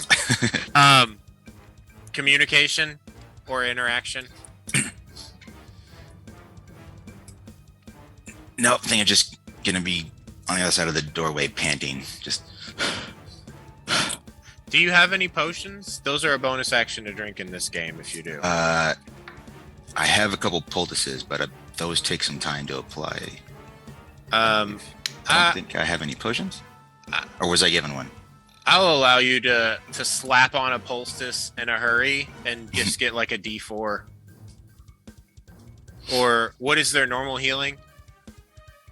The normal healing on that is D8 plus 4. Okay. I will let you do let's do a D6 plus 2 instead, since you're doing it hurriedly and it's just literally trying to like alleviate active burn wounds. Okay. I will heal for 5 then. Cool. And remove that poultice from your inventory. Yes. Poultice. Okay. Drea is up. Beery, are you unconscious again? Nope, 4 hit No, points. you're back up. BB's up. Okay. Dre's gonna try and take some shots. No, Dre uses their action to put out the fire that's on Tilda. That just can't happen. Dre can't let their cat die. Bonus action is going to throw a hunter's mark on this this monster. Okay. Movement is going to circle to over here. And Beery, you are up. Oh boy, of course you moved. I'm gonna scoot past BB and come to right here so that I can see the room. What's going on? Yeah, you see Jormungandr is out and trying to fuck with this fire elemental. Roll an insight check. 10. Cool. Yes. So, lot of stuff going on. 10-foot tall fire person. Garoth is running outside. You see Jormungandr and Skywatcher is a direwolf. Corpse Grinder's in here. Drea Sahar waves to you. And that's the situation. Some Let's people see. look more hurt than others, yourself included. Yeah, for sure. Whatever. I'm gonna go up to. Hold on. I will roll to determine my course of action. Yes. Okay. I will go up to this evil druid in fire elemental form, and I will say, "You almost killed baby," and hit her with an inflict wounds. Oh, okay. Excellent. Yeah, the druid in return says, "Die, die, die!" in a voice of fire. Go ahead and roll to hit. Spake to death.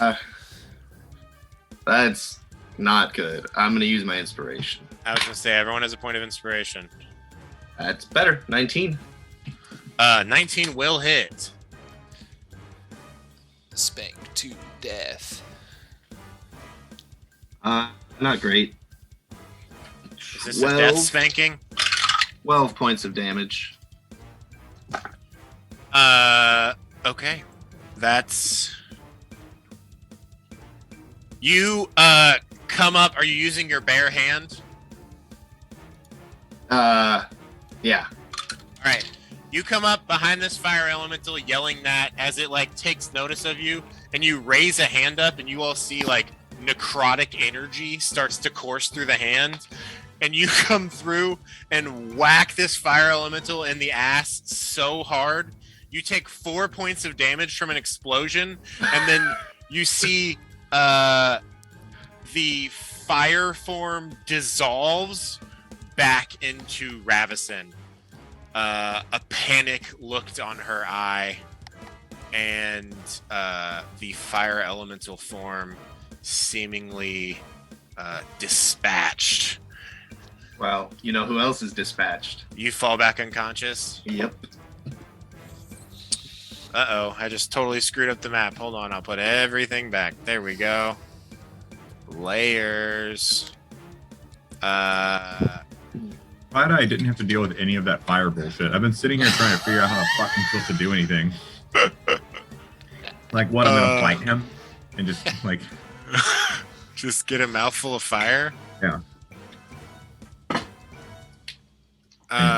I will say that you saw, as you were falling back unconscious, that the fire elemental turned back into Ravison. It fills you with just the littlest bit of hope as you fall back unconscious.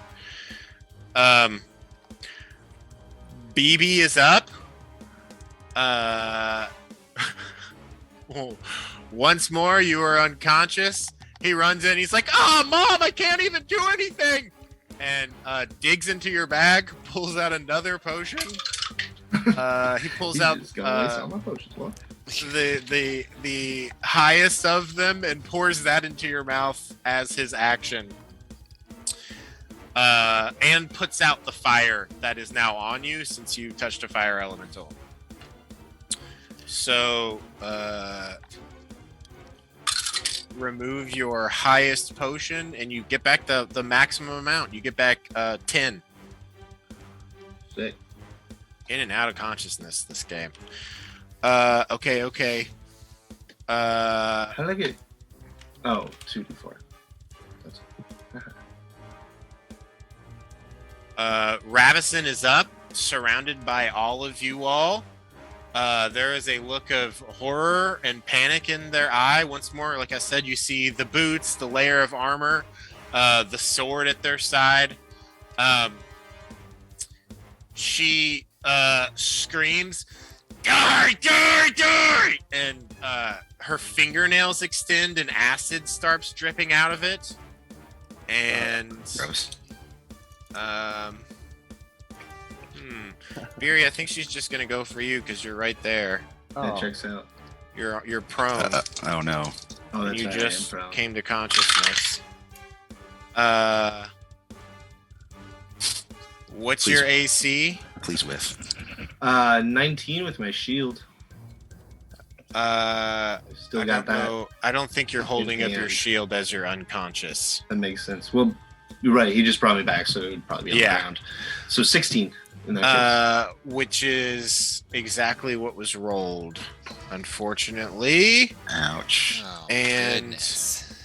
That's 2 saves. You take 17 acid damage.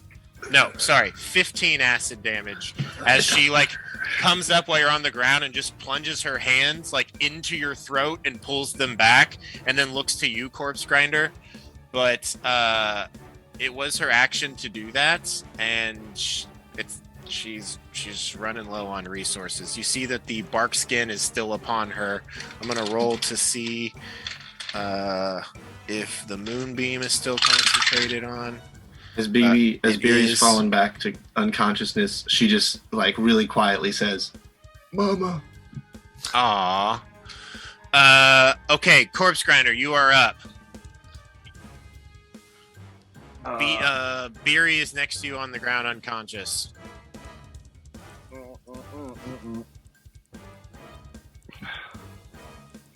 Just deal with her. Yeah. You're running through our supply of potions. Get it together. I'll give you one of my potions. Mm-hmm. As your action? That is an Okay. action. Okay. Is it a minor or a regular? Regular. All right. Do you want to roll the 2d4 plus 2? Okay. 5. Back to consciousness again. This is a rough day for Beery. Bonus action or movement, Corpse Grinder? No, I don't have a lot of bonus actions. And I'm running low on Bardic Inspiration. So nope, that's it. Okay. Skywatcher, you are up. You finally see Ravison here, no longer in any sort of wild-shaped form, seemingly at the end of all of her resources. Yep. I am going to move up here, and I'm gonna attack. I'm going to bite, and I have advantage because allies within 5 feet. Yes. Pack tactics. That is good. That's right. It's going to be a 20 to hit. Regular, or not a, yeah. Dirty 20. That will hit. All right. You see, That'll- she raises, or yeah, okay, go for it. Okay, it'll be 6 piercing damage. Okay.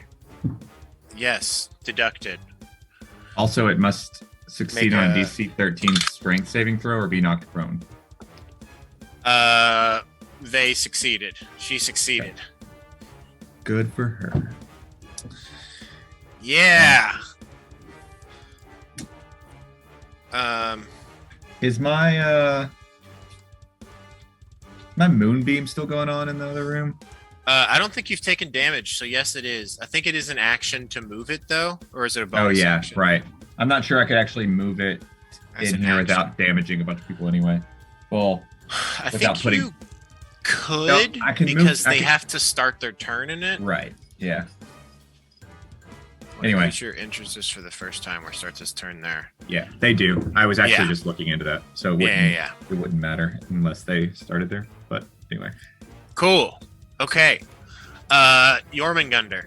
Jormungandr is going to Or try. do you want a bonus action or interaction or communication? Or probably not much communication as a wolf. Can't really. Yeah, I'll howl Okay, you howl. for intimidation purposes or whatever. Great.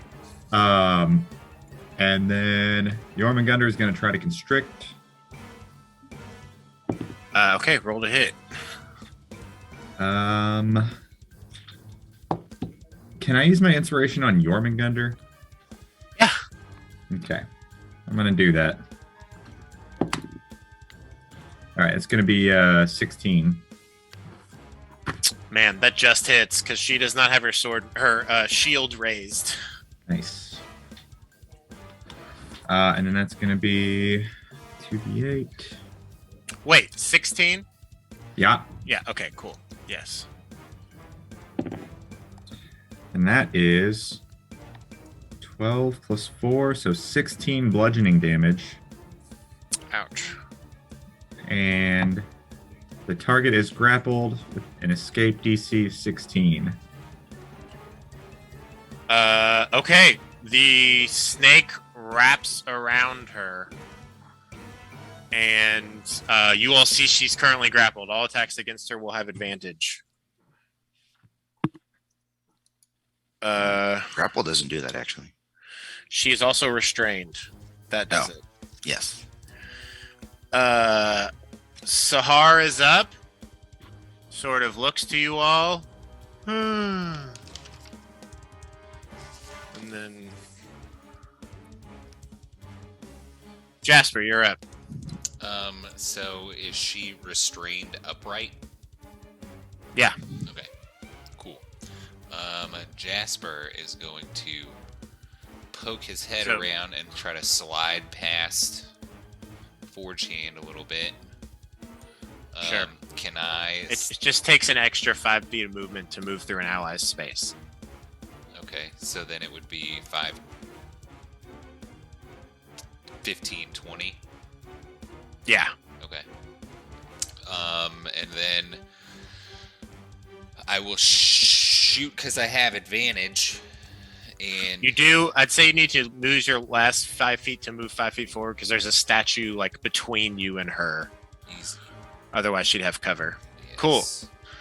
Yes, you see her up there. You see, even in this elf form, she still has this bark skin covering her. Cool. All right. I do not care. Cool. That is a regular 20. Regular 20 hits. Yes. And I'm going to do. It is longbow again. 5, 7 plus 3. That's 10 damage.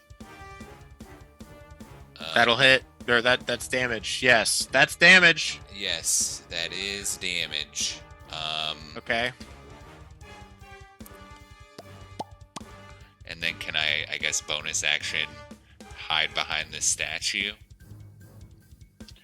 Yeah, if you want to. Cool. Then that is what I'm going to do. I lost my hiding die, so that's an 18. It's heavy. An 18. Yes. Okay. You aren't sure how well hidden you are, but she seems pretty fucking well distracted regardless. Yes. Cool. Forge Hand, you are up. You're on fire. You're on fire, kid. You take 3 fire damage at the start of your turn. No, Dormo. All right. Well, that's just going to get rid of my temp HP. Oh, cool. Great. Heroism saved your life. Which happened first? They're I'm both gonna start say of they're turn. happening like at the same time, so it's like he gains it and then loses it right away. So he doesn't lose it and then gain it right away. Yeah, if he It's- loses it and then gains it right away, then he would end his turn with those temporary hit points too. Or I mean, he'd lose one real hit. Never mind. It's I'm not gonna worth say it. that they're happening simultaneously, so they're canceling each other out. Because they Great. both say start of the turn, and I don't know what the order of operations is in that case. In Magic the Gathering, this is referred to as the stack, but I don't know what the stack is for D&D in this situation. So we're just gonna go for that it. That should be I get to choose the order they resolve in if it's effectively simultaneously. So I will. Yeah, I'll just break even on that one. Yep. You take no damage. Yeah, I'm gonna put the flames out with an action, and then drop the hammer on the ground and pull out the great bow and get ready for next time he gets back around to me. Okay. I That guess happens. I'm gonna have to get at a better vantage point. So you're drawing your bow and stashing the hammer, or just putting it on the ground? Yeah. Okay. Because I can't quite get up into Raven's Cool. face right now. Yes. It's a little So- crowded. Action is you douse yourself out. Interaction as you're doing this, you draw your bow and you're just like setting your hammer at your side on the ground, and you're Yeah. trying to fire. Do you want a bonus action or communication? Well, I can't shoot it as a bonus action. Nope. I don't know. I'm just gonna say, oh, just fucking end her. Excellent. That's fair. Drea is up. It says, "You got it!" And they and Tilda are going to dash over here. She draws the bow, or they draw the bow, fire 2 arrows with advantage. Sharpshooter, so these only have +3. First one is a 15. That misses. It like hits, and then just like the arrow can't pierce through the bark skin. Wow, 5 and a 2. Second, yeah. All right, the skin's weird, Drea says, and unfortunate.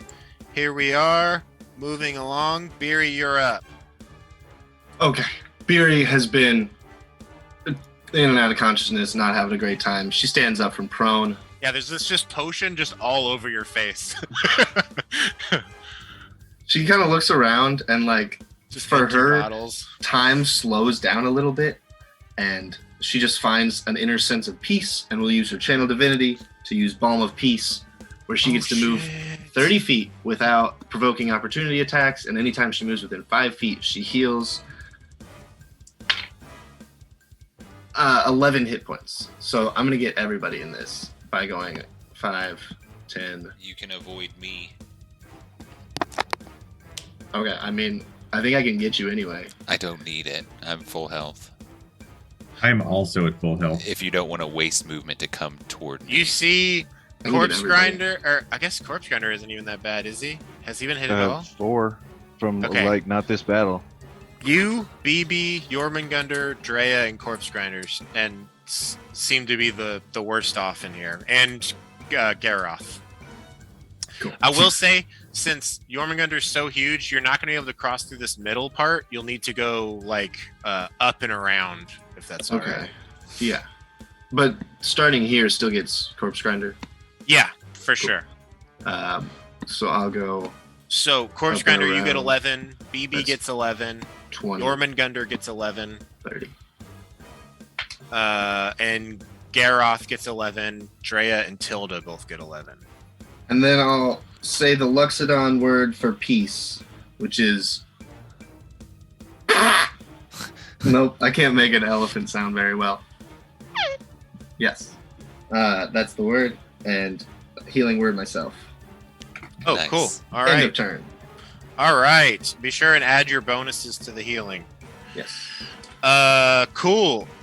BB is up, and he just straight up draws a sword. Does he have a short sword? I think he does. He does, yeah. And he's going to try and just Gonna stab try. into Ravison. If you want to roll an attack with advantage. Yeah. Advantage. Thanks, advantage. 12. Total? Does he have an inspiration still? Yeah, sure. Well, I'll go ahead and use that. You can re-roll both with that. Yeah, and I got 2 16s. How about that? Dirty 20. That will hit. Okay. And you can add his Fury of the Small to it, I think. Sweet. That is 6 points of damage. All right, cool. He manages to pierce the tough hide and get stabbed. Oh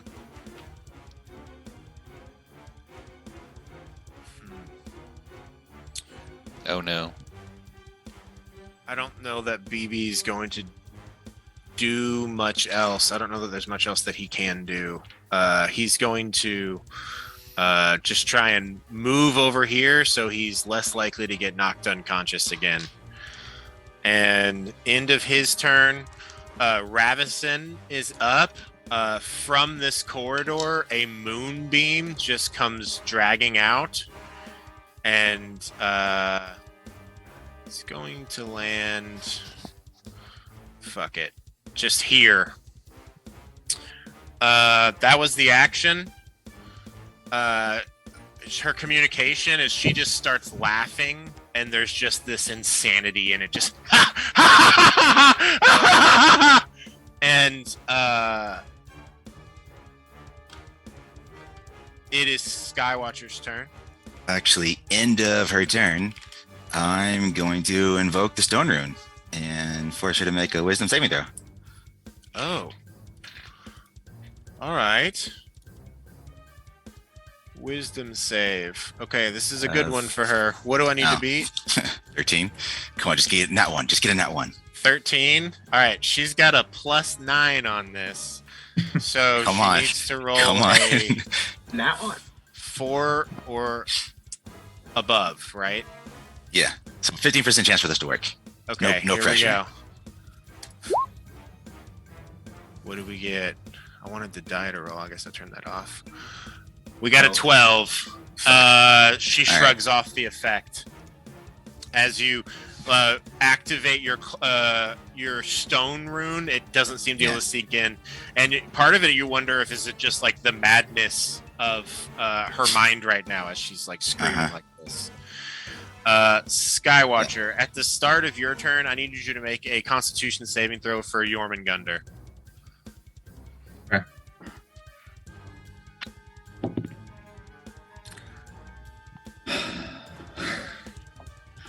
That's a natural 1. All right. Jormungandr takes 8 and 8 is 16 plus 7 is 23 radiant damage Okay. from this moonbeam. And it's now your and Jormungandr's turns. What do y'all want to do?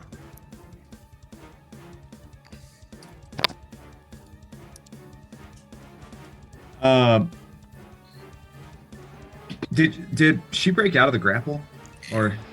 Didn't even try. Okay.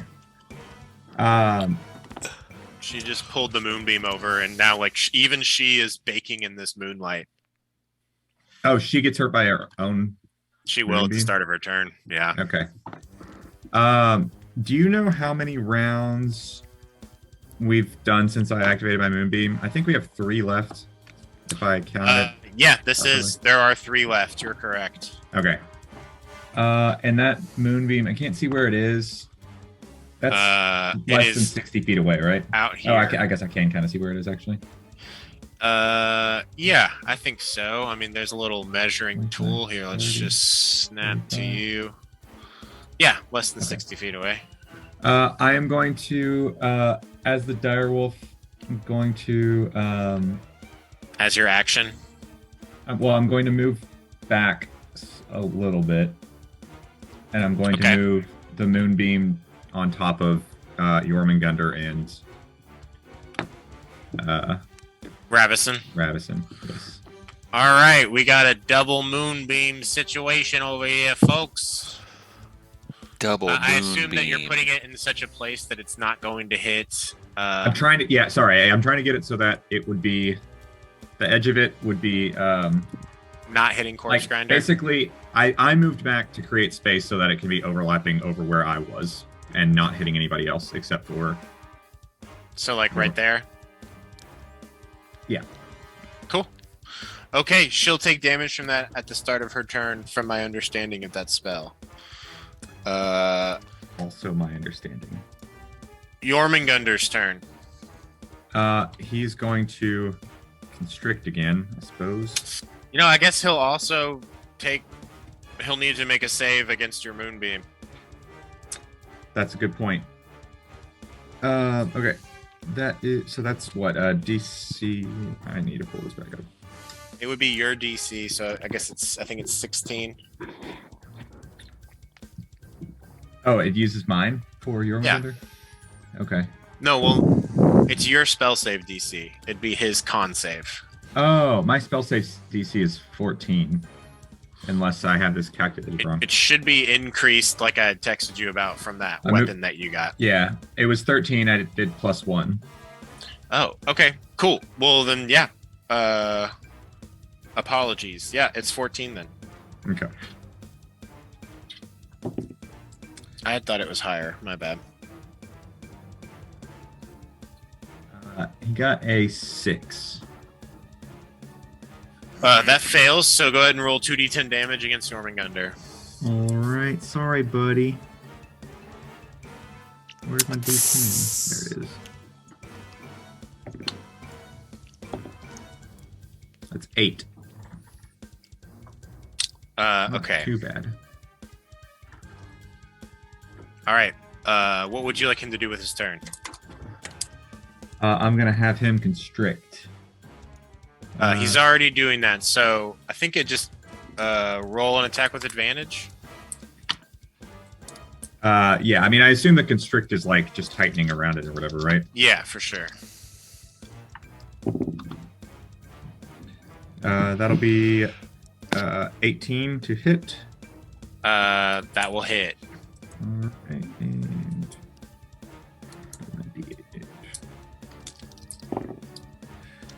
that'll be 12 bludgeoning damage. Okay. Still up.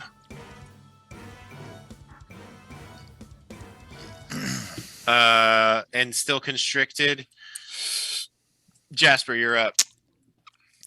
Well, Jasper is just going to shoot his longbow from his already hidden position from the end of last turn, but I already have advantage, so it doesn't really matter. Yeah, you have advantage already. Yeah.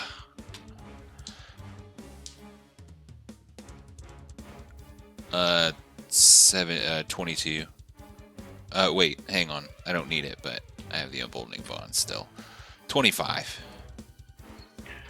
That will hit. Cool. Shoo, shoo. That's the wrong one.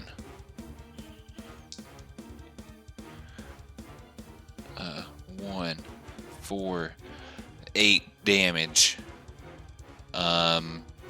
Bonus action. Throw a dagger that is not the poisoned one. What was the first damage? 8. 8? Yeah. Okay, cool. Go for it. Second attack, roll for it. Oops.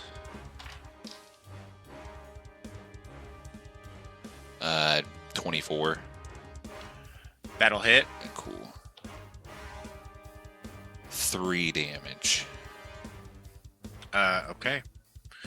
You you just threw 2 daggers? No, I shot a longbow arrow and then I bonus action threw a dagger. Oh, I'm sorry. I don't think you can do that because that's a 2-handed weapon. And then Oh, it's not switching. light. You're correct. Okay. Yep. Yeah. I'm sorry. So I'll subtract that last damage. That's fine. That's my bad. Bonus So- action. Anything else? No. No. Okay. Forge Hand, you are up. And not on fire this time. Not on fire. I gotta reset my temp HP. Not like that's gonna matter anymore. Corpse Grinder, did I skip you? I don't know. Oh, I think I did. Yeah, because you would have been right after she moved the moonbeam. I went to Skywatcher. I'm so sorry. That's all right. Apologies, I don't have Forge anything Hand. I can do. Can you roll a save at the start of your turn? What kind? I was just looking that up right now. Constitution. Constitution. 10. That fails. You take 21 radiant damage as this moonbeam hits you at the start of your turn. Fuck. And now you can do your turn. If you'd like to move back out of the beam, you can, or whatever else you'd like to do. I'd like to Action, move back bonus out of action. the beam. Cool. Done so. And then Eldritch Blast, I guess. Is that Uh, a D10? Yeah, you'll have advantage on this attack.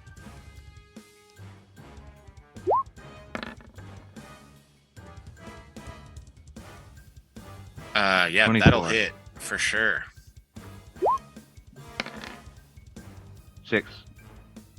All right. She is looking very rough. Anything else? Nope.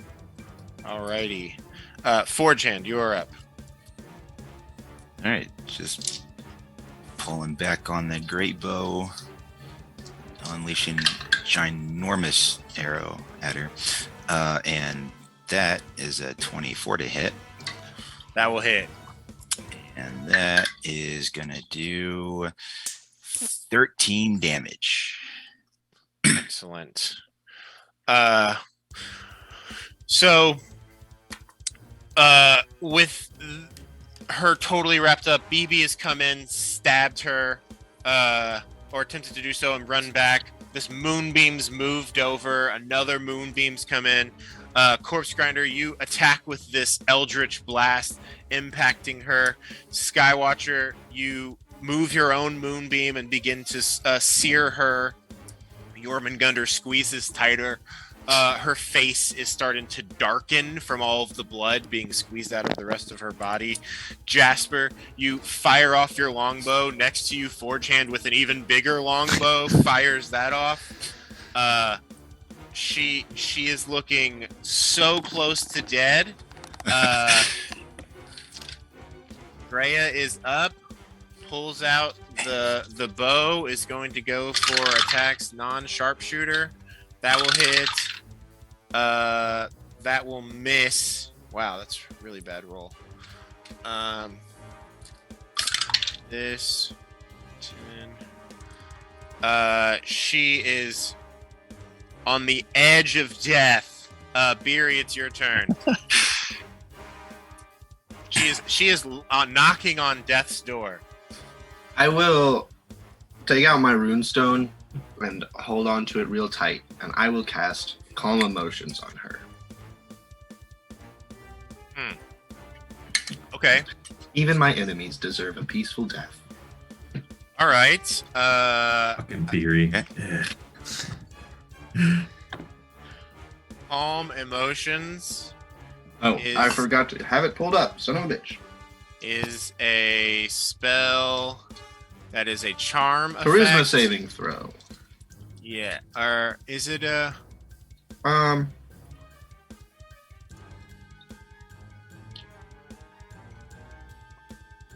It doesn't say anything about that if she has resistance to charm. No.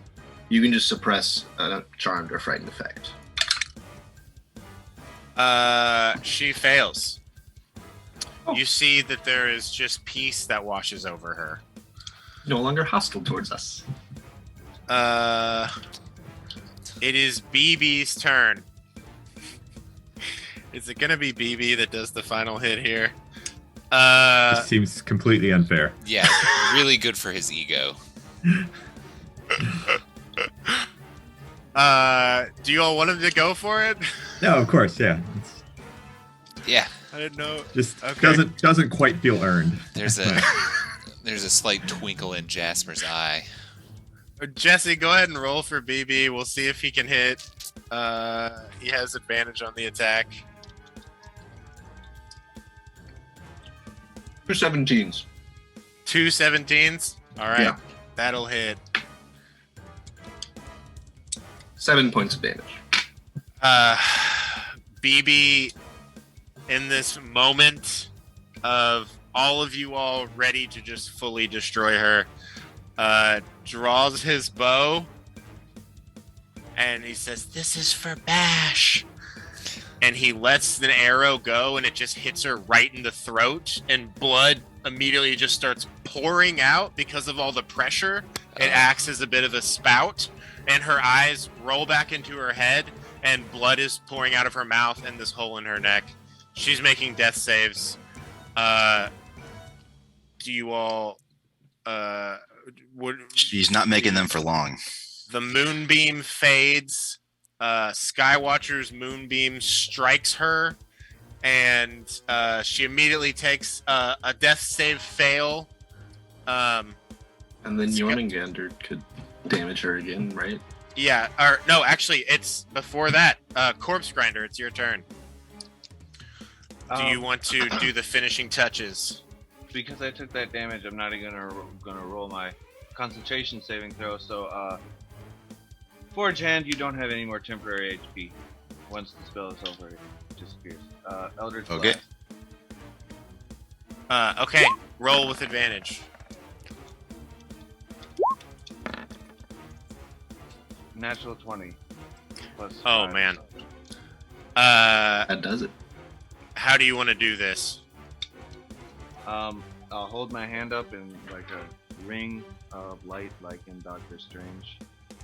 Comes up and then a beam fires out of it. Yeah. Are you aiming for just her face? Yeah. All right. Your Eldritch Beam snakes through the air, impacts the face. Her head, from all of this pressure, just fucking explodes. And you regain hit points from killing your targets. Do I? Because BB reduced her to 0 hit points, didn't he? Yeah, well, you're giving her the final 2 death saves. I'll allow you. That seems fair to me. Her head explodes. She's very dead. And you all are left in this temple quiet. Oddly enough, when she was knocked unconscious, the moonbeam faded, but you saw that the bark skin that was on her was still going as a little bit more time continues, then it fades. Do you all want to take a bio break? Yes. Okay. Cool. Garth is just gonna pop a squat. Just right where Actually, he is. I take that back. You see that the bark skin somehow is still on her, but we'll investigate that when we come back. Sorry for that super long battle, but you all did it. Ravison is dead. We'll pick That back up bitch. here in a minute. I definitely assumed that she was going to just like disappear at the last second, like everybody else always does.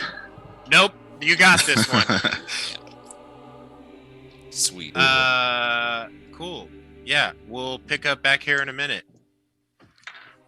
Woot.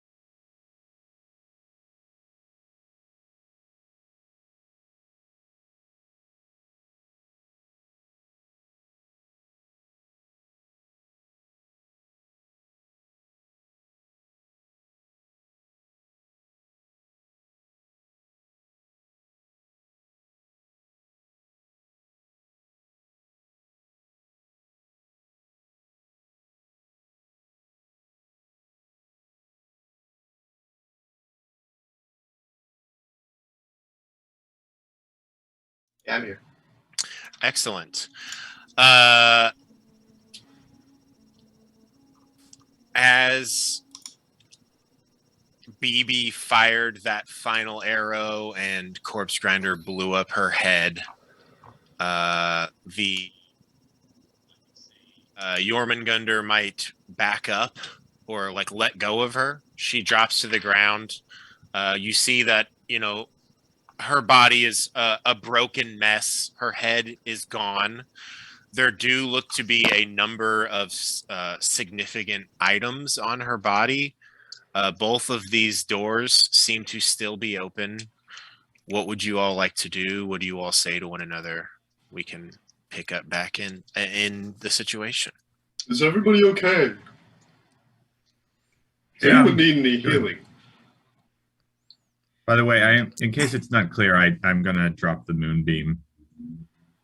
Cool. Dropped. And I'll go ahead and de-snakeify also before we really get into. As you're de-snakeifying, Jormungandr gives you a look like he wants to talk. Okay, then I won't do that yet. Okay. Cool. Are you still a centaur? Or are you still a wolf, I mean? Yeah. I'll change back into a centaur. Okay. Cool. You do that. Should have prepared that augury spell today, so I could have asked Eldaf if this would have gone well. There's Lesson no way of learned. knowing. And Jasper will start going through the crushed body of Ravison. Cool. Jasper's searching her body. What's everyone else doing? I'm Papa- just tending to wounds, not with any mechanics, but just like bandaging myself for flavor. Okay. Cool. Forge hand is going to shrink. Forge hand, you reduce in size. We can say Beery's starting the process of a short rest. Sure, yeah. Because I mean, that's essentially what that is in part. If you all want, I can start making some treats to heal us up a bit. Freya pats themselves down and puts out the fire that they were still on. Yeah, treats would be good. Does anyone need any healing right this second? I've got a little bit left in me. Got one left too. I've got one left too. I'm good. I don't need anything. I'm doing okay for now. That last little bit at the end there. I use it on myself really then. tucked me up.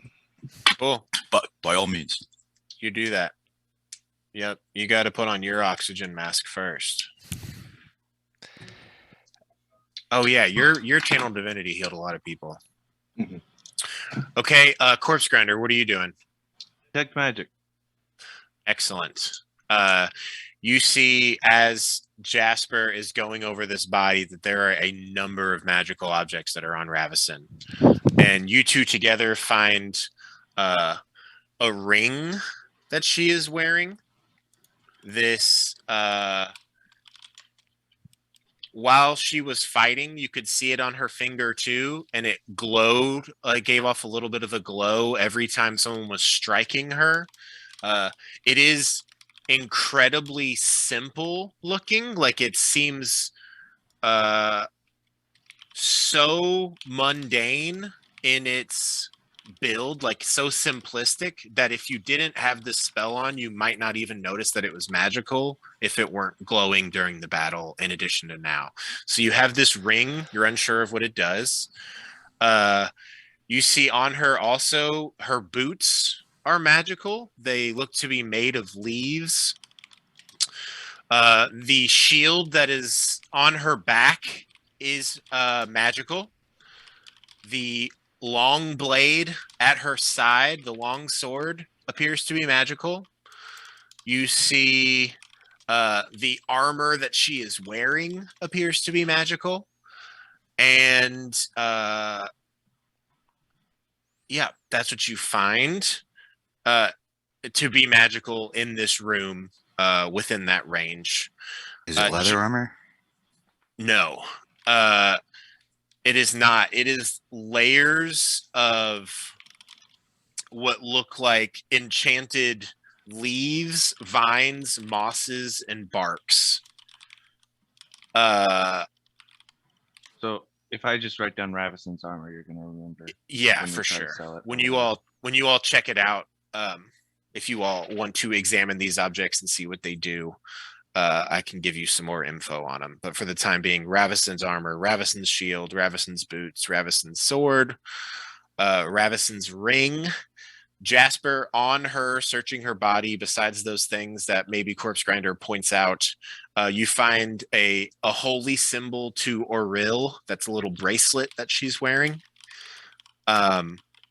You also find a small bag that seems to be a component pouch. And looking inside, you see objects that you watched Beery purchase before. Sort of. These are gold inlaid human bones that would be used for the augury spell. In addition to other components that a druid might use that aren't necessarily having like a cost associated with them. Yep, that's all that you find on her. Cool. Those items. And she still has the bark skin effect to her, right? Yeah, oddly enough. Oh, sorry. One more item. Around her neck, there is a necklace. And you saw this in the last battle when you fought with her. This, like the ring, has like a simplistic design. Hold on, let me pull up the thing for it. Items. Did this one ping as magic too? Also pinged as magical. Yeah, sorry, I forgot about this.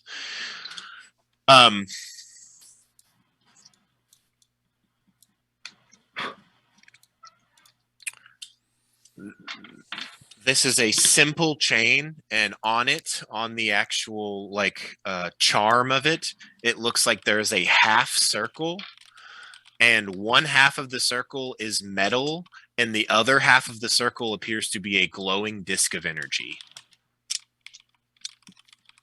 It's like a disc, and half of it's metal and half of it is energy. That is also obviously magical. And yes, the bark skin effect somehow still seems to be on her body, oddly enough. Is bark skin an effect that literally only is on the skin, or does her like armor and stuff look hard, like wooden too? Just on the skin. I'm not really sure about. You think? Are there like wood people? Her skin still looks like wood. Anytime I've killed somebody with a weird magical effect on them, it kind of wears off when they're dead. Well, we've had potions that have let us communicate with animals more easily that normally I think we would have to, Skywatcher would have to concentrate on a spell for. Maybe it was a potion of bark skin. Do you all want to try to make some sort of arcana check about this? I'll help. No, I'll use guidance. Jasper would not, because he would not know where to start. I'm going to say Drea and Skywatcher, if you are there, are you interested in joining this investigation? I can look into it. I'm not especially. I mean, if it's Arcana, it's not like I'm. I would say for you, because this is specifically druid stuff, you could basically just add your insight score instead. Yeah. I mean, I can investigate or whatever. Cool. Yeah, go ahead and roll. It's you'll have advantage from Drea and a D4 from Beery. I rolled 2 12s and a 1. That's 13 plus, you said my insight. Mm-hmm. So 18. Yeah, so you are familiar with the spell Bark Skin. You can cast it yourself. Should you prepare it? You think that that is what's on her. The odd thing is it is a concentration spell, and she's dead, so it doesn't make sense that it's still being concentrated on. And is it a concentration spell? Is it not?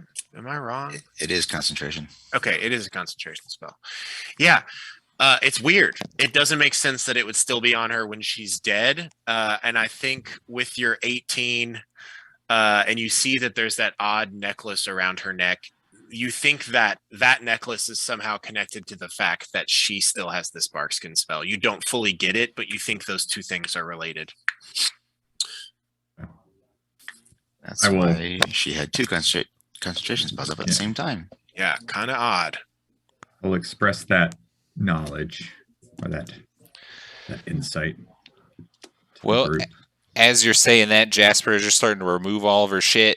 Is like, all right, well, we can split this up, or I can shove it in this, my spider bag, or what. But we can either hang out here and heal up, or BB offers his. You can put it in my bag of holding too, if you want.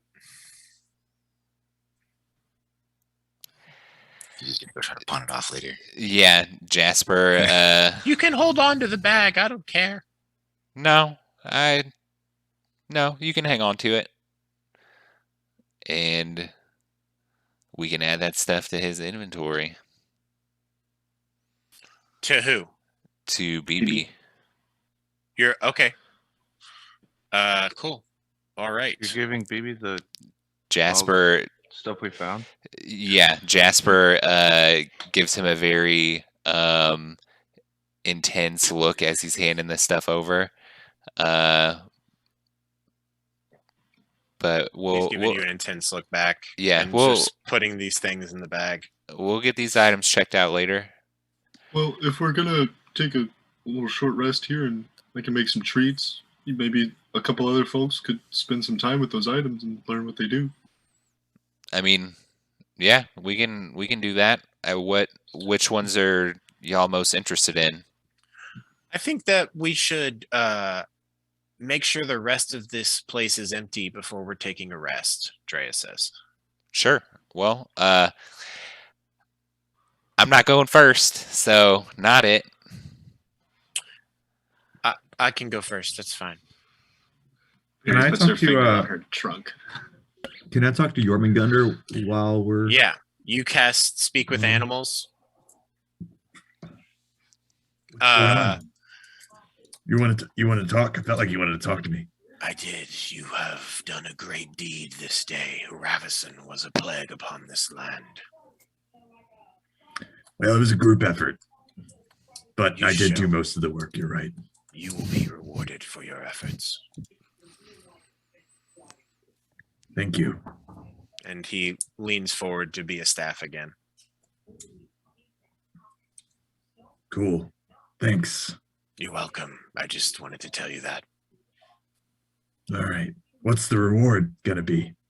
It's a surprise. Okay. Cool. Thanks for letting me know that I'll get something later. You're welcome. All right, whatever. I'll be- He's a staff again. Yeah. Sorry, it's silly as fuck. Okay, what are the rest of you all doing? Waiting for someone else to take the lead. Yeah, Jasper is following Drea, sneaky style. I'll be up front Cool. with Drea too. Great. Are you all going to the north? Yeah. Jasper's following. Tight. Dre is going to roll a perception check with advantage as they crack open the door. They say, Corpse Grinder, I found your trap. Oh, great. And you see that it's just set right in front of the door. Beery, had you have stepped in, it would have gotcha. Well, But I think that I was didn't go that avoided. way. And yeah, Drea comes into this room. Nothing seems to attack her. Attack them. They disarm the trap. And I'll say bring it back to you, Corpse Grinder. You can add your zap trap back to your inventory. Heck yeah. Cool. Drea's checking that out. Forge Hand's checking it out. Is everyone else going to the north? Yeah, I'm gonna follow also. Cool. I can't move through that door. That is fine. I will just put everyone on the other side of it. Corpse Grinder, you're joining as well? Yeah. Cool. All right, here's what you all see.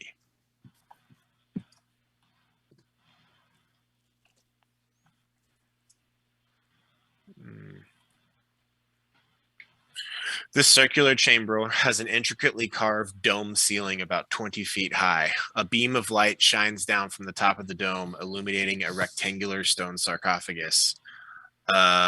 You can see that this tomb has been turned into a makeshift living quarters, as evidenced by a rack of drying herbs and an unfurled bedroll that is behind the sarcophagus. You also see on the right side of the room, there's a pot with a plant in it that has a number of berries on it. And I guess everyone give me a perception check as you all are in this room. Guidance. Cool. Go for it. 23. 18. 17. Beery, with your 23, you notice that plant is shivering and shaking. That plant looks cold.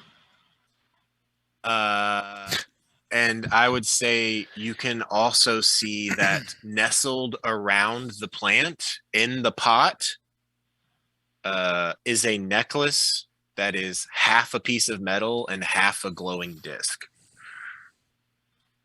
It matches the same necklace that was on Ravison. That's what you notice with your 23. Garoth, you're a tall boy. You notice that on the ceiling, there appears to be a hole that leads to outside. Jasper, you see that this tomb in the middle of the room seems to have been opened a number of times. You suspect that something may be within it. What else is in here?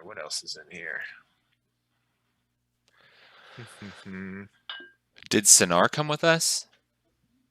No. No one told her to come.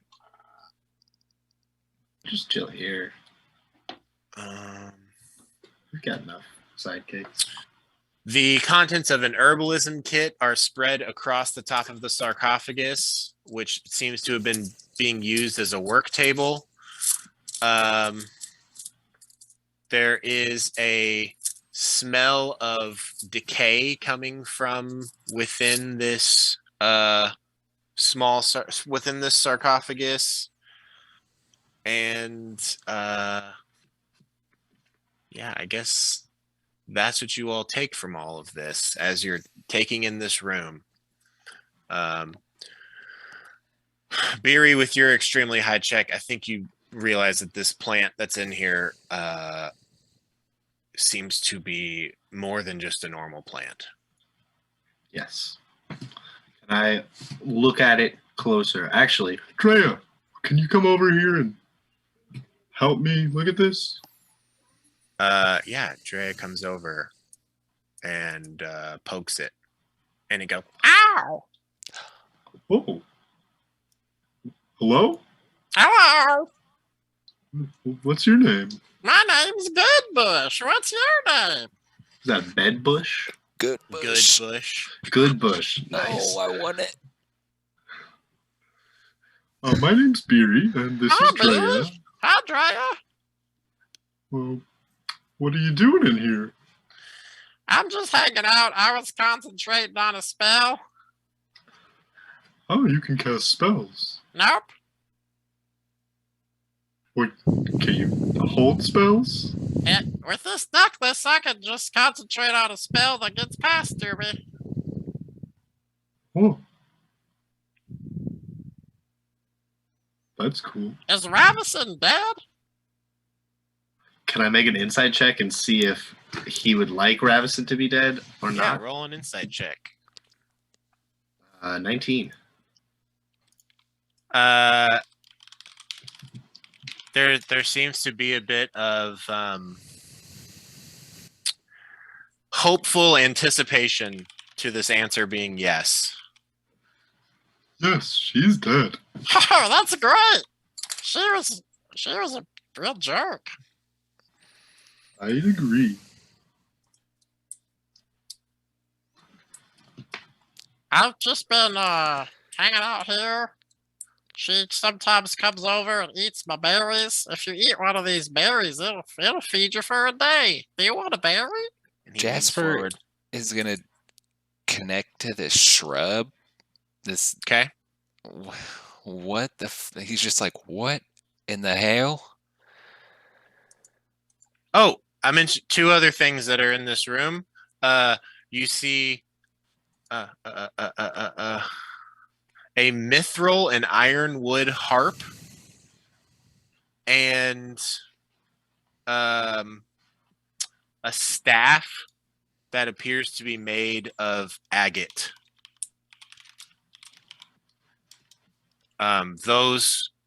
The staff and harp also appear to be magical. From Corpse Grinder's spell, if you still have that going. It's mithril and what? Mithril and ironwood harp. Cool.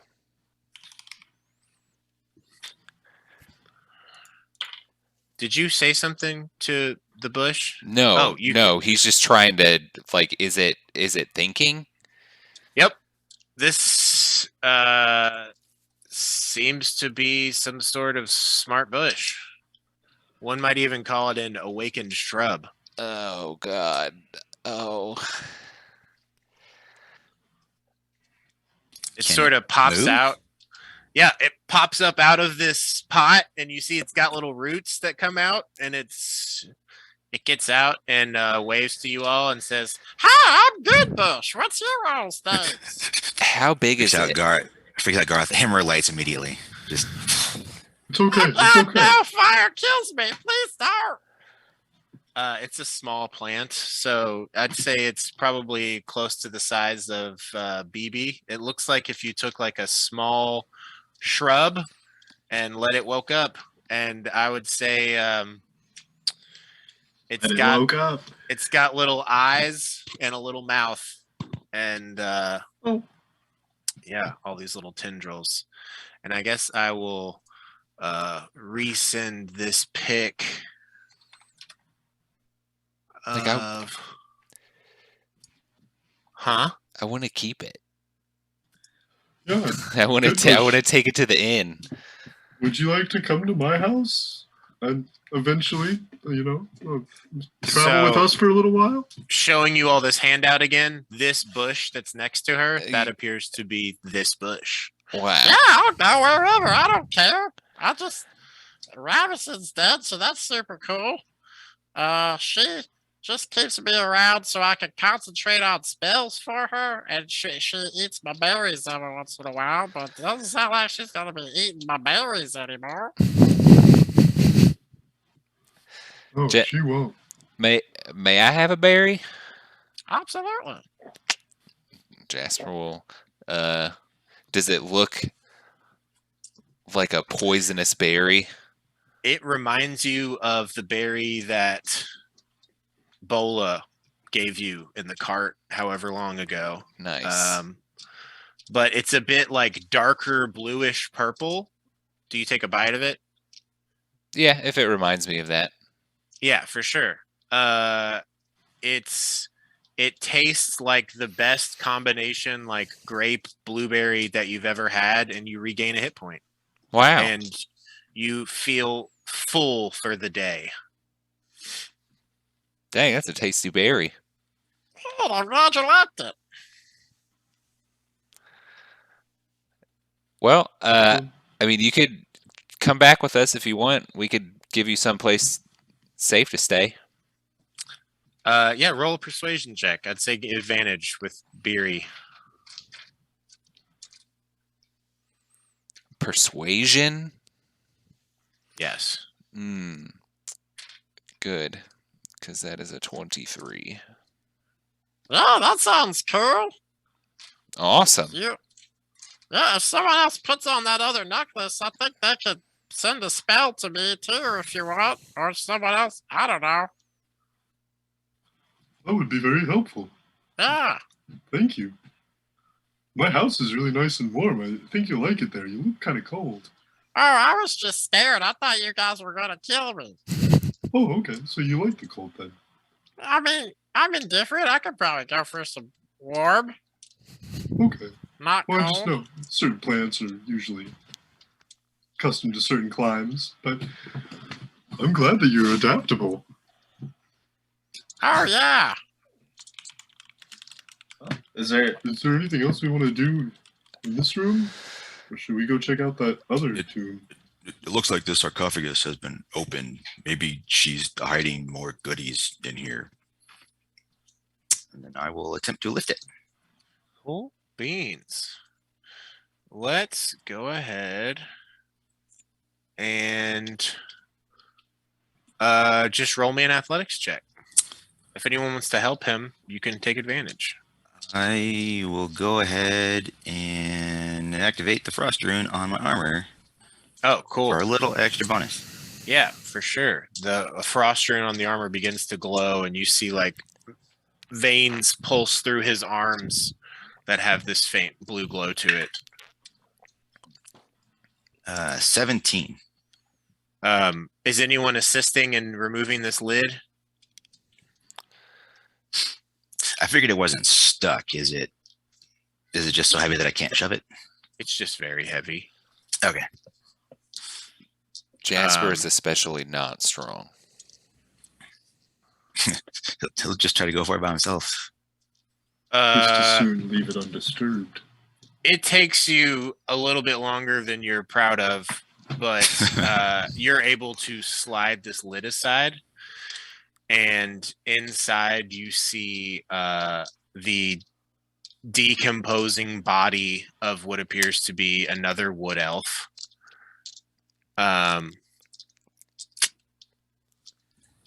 And she is dressed in some light clothing. Yeah, what do you want to do? And I guess, Corpse Grinder, what are you doing in this time? Let's see. We figured out that concentration on bark skin was not a threat. Jasper, are you gonna write down all the magic stuff that we just found? Bryce, I mean. I have it, yeah. Including Okay, the so I'm harp gonna and the delete it. staff. I mean, I have it. Say, I also have a bag of holding if we need to store things in there.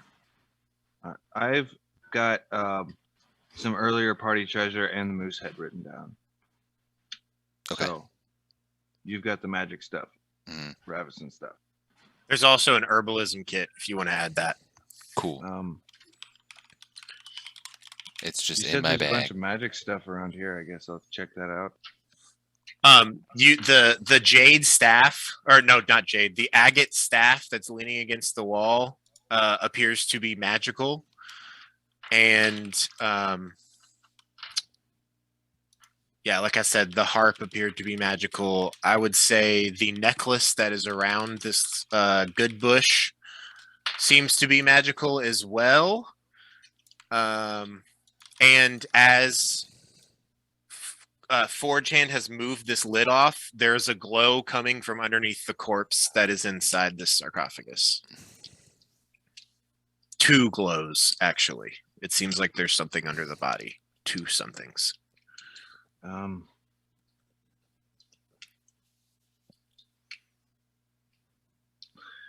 Yeah, I'm gonna activate Nazu's gold necklace and say, "Wake up!" To Never the mind. I don't have to. you can, yeah, to the dead body. Yep. Sorry. Yeah, no, you're good. It seems to stay dead. Great. I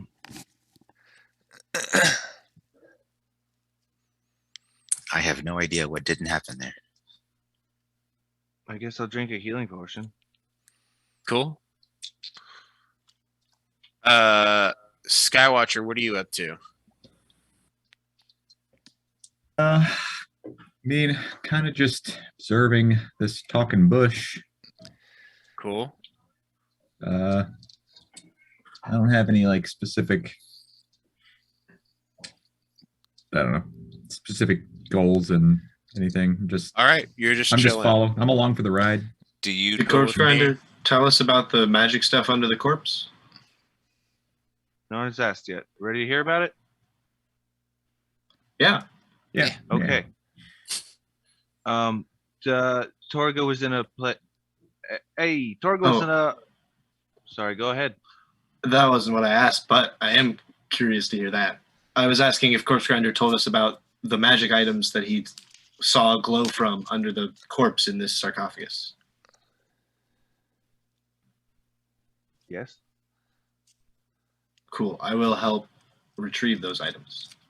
Cool. So, what did you see when you scried?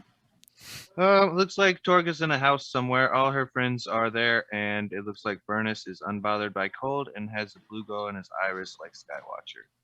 It's like it's not Unbothered near by any cold. cities. Sounds like somebody that may also have a knife made of ice. Does sound like a cold-blooded killer to me.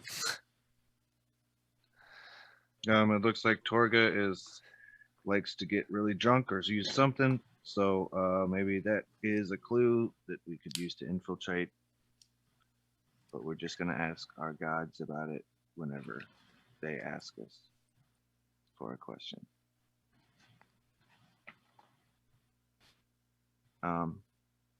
Did you scry on another person? Yes, I scried on another person named Anga. It's a druid. Looks like she's out in the wilderness with Bola and his wolf Fenrir, and they're battling a light walker. Bola, hell yeah.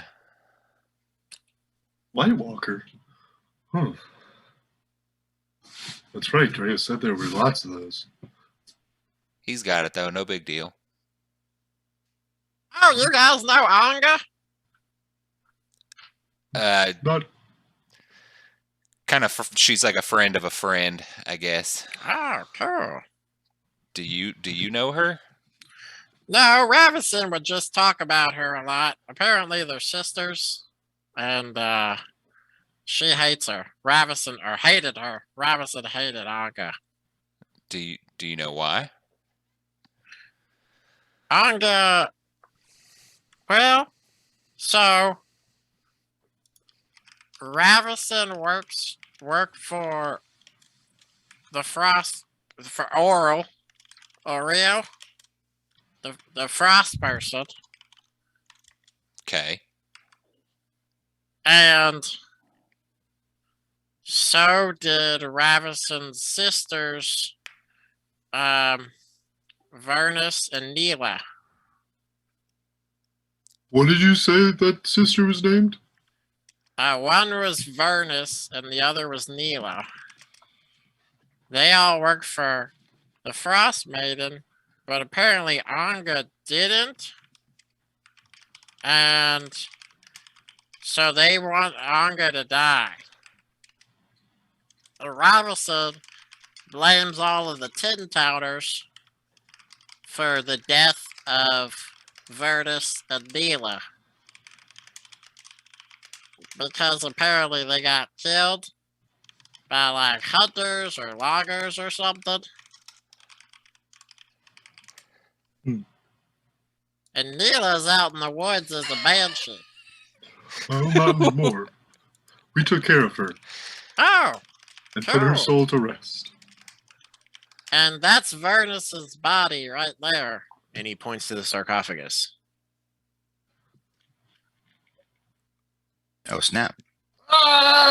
Jasper is Corpse Grinder said that there was magic shit under the body, right? Yeah. Yeah, it have was you guys retrieved. retrieved it yet, or is it? You retrieve a shark skin pouch, and as you open it, you see that there are 2 potions inside of it. Oh, okay.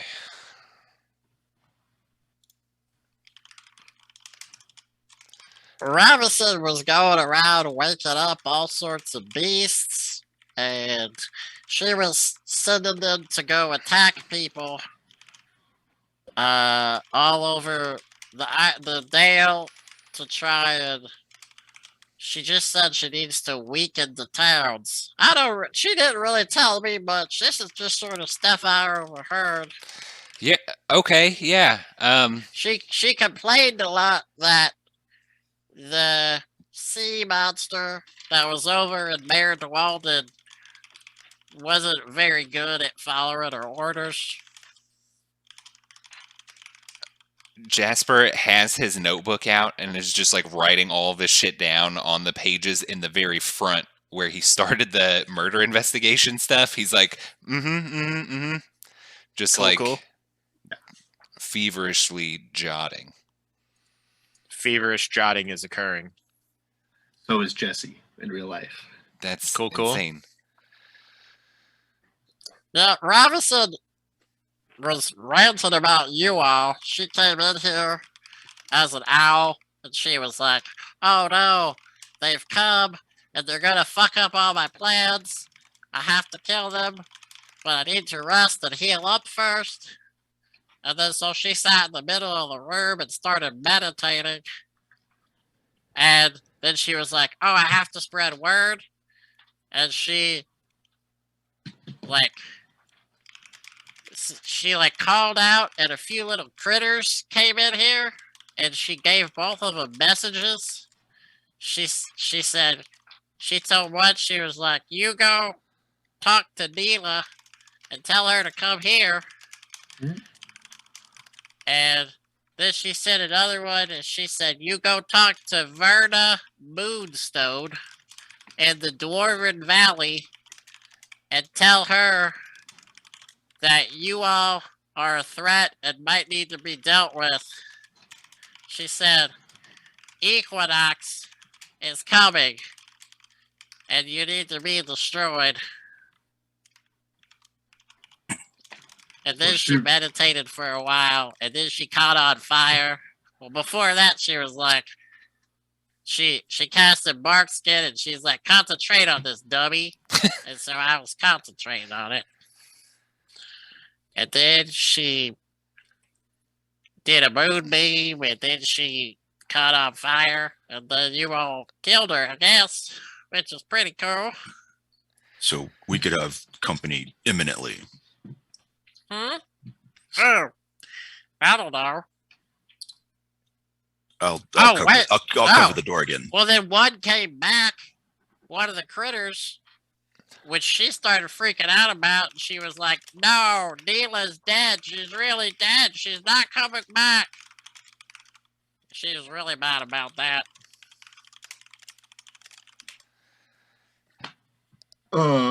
Did you real quick question for the DM? Did you say moon or mood stone? Moon. Moon. Cool, thank you. It was just the accent. This is a new name you all have not heard. Yeah. Do we know where the Dwarven Valley is?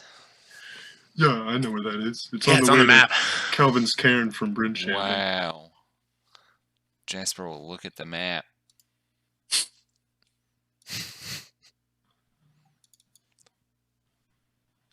Yeah. Wow. So yeah, what's going on with you all? Do you have any more questions? I don't really get to talk to a lot of people. Well, you know, the beautiful thing about that is we'll be hanging out. So, you know, if we come up with something, we can just ask you. All right, But that's cool. I have a say lot of this. stuff about this to talk about. One of them being, I think Equinox is coming would be a really cool tagline for our shows, and that way anybody that Ravison had already talked to about us knows that we're coming for them.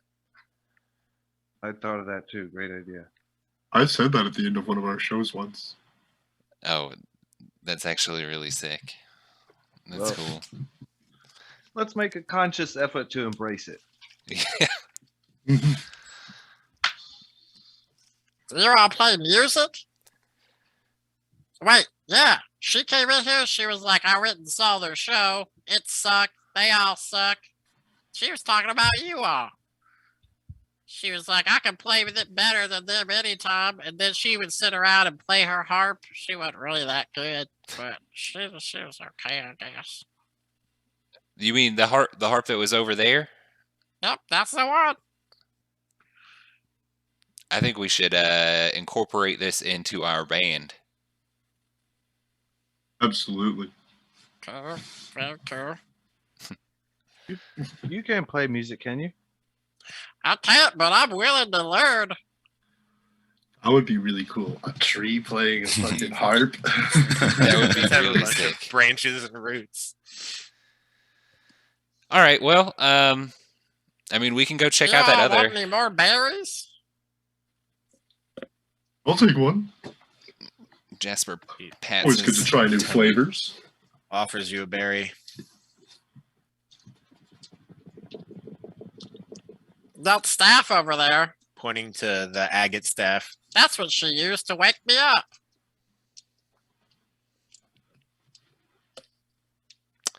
Oh shit. I mean, that's out of Snap. character. Well, So now we can start awakening creatures. I don't know. They well, will hand the staff to Skywatcher and say, I think you should hold on to this. Yep. I don't know. Yep. Okay. 2 staffs. I'll take it. they're just crisscrossed on his back. Are any of the rest of her belongings valuable? Because I just want to burn everything that's associated with her. Well, I mean, should we do the put her body to rest thing? Like, do you think that's necessary? I'll say some words. Please don't burn me. No, not you.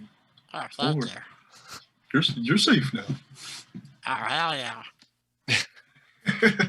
Hey, what's your language? What? What? What? We'll work on it.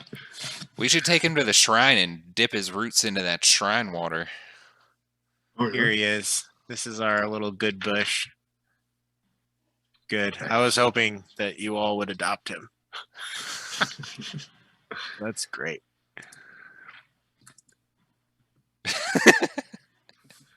Cool. We got a plant following us around too. So what are we doing? Is there anything more that we haven't seen in here? Well, no, I but guess I we should got be asking that. that other tomb. Yeah, let's hit it. All right. Y'all want me to come with you? Maybe you should hang out with that mummy over there. We can just park him. Just have an NPC stable. Just put BB over there too. You got it. I'm just gonna go hang out over here and not move and talk until you all talk to me. Have BB's coming BB with us. guard them. Oh yeah, that's Absolutely. this is a very important job, Mister. Roll persuasion. I'm gonna see how BB reacts to this. Can we double team that? Yeah, Cool. for sure. What does Jasper say? Now this is a lot of responsibility because Sonar already got hurt in that fight, and now we got a defenseless bush that we got to take care of. So you really need to help out. Okay. Do I roll, Roll or persuasion? are you rolling advantage?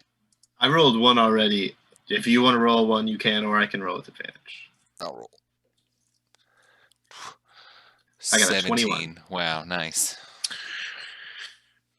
There was an immediate look of BB being threatened by this being a cute thing that you all like, but the mantle of responsibility of it's like telling an older brother or an older child he's responsible for the younger child seems to sit well with BB, and he accepts it, and he's keeping an eye on it. He does have a weapon drawn, but but it's at his side. Hey, why don't you eat one of them berries? To BB. Okay. And he grabs one, eats it. He's like, "Well, that was delicious. I'll admit that. I'll admit that was delicious." You all can move through these doors now. I have deleted the aspect of them that wasn't holding.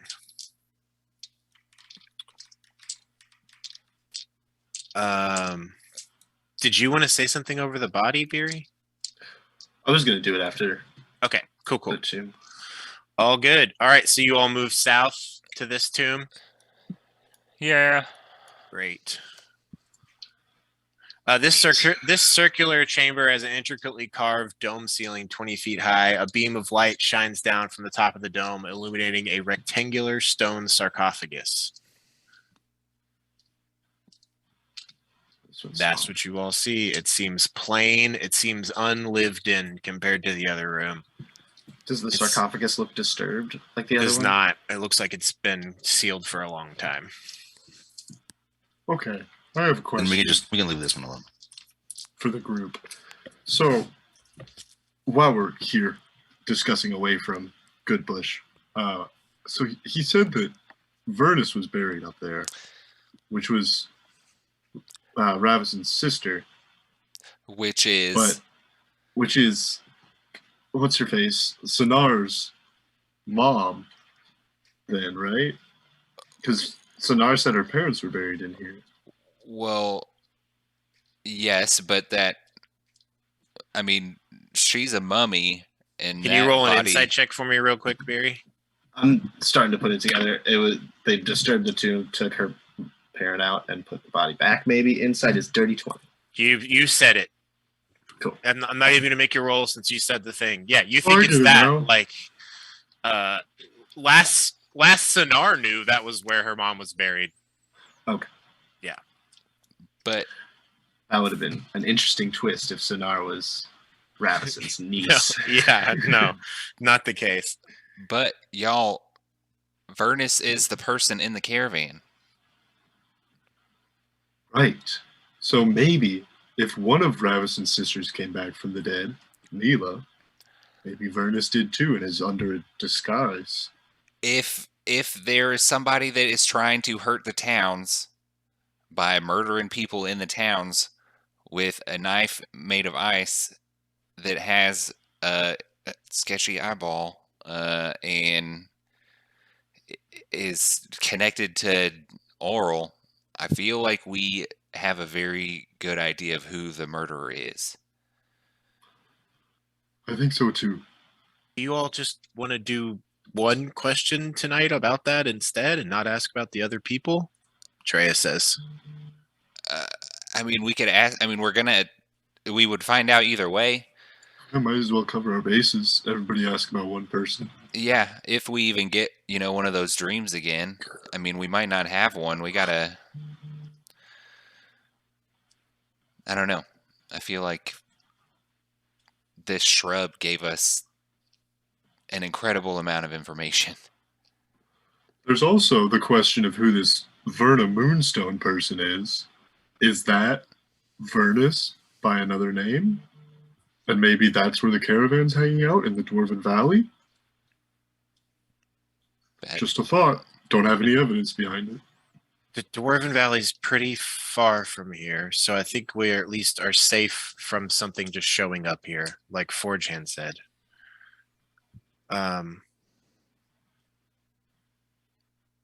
It sounded like she used a spell to talk to beasts and send them out. From what the little guy said. They can't move fast. Yeah, they have to still be on the way at the very least. So whatever this Verna Moonstone is, I think for right now at least maybe we're safe from it.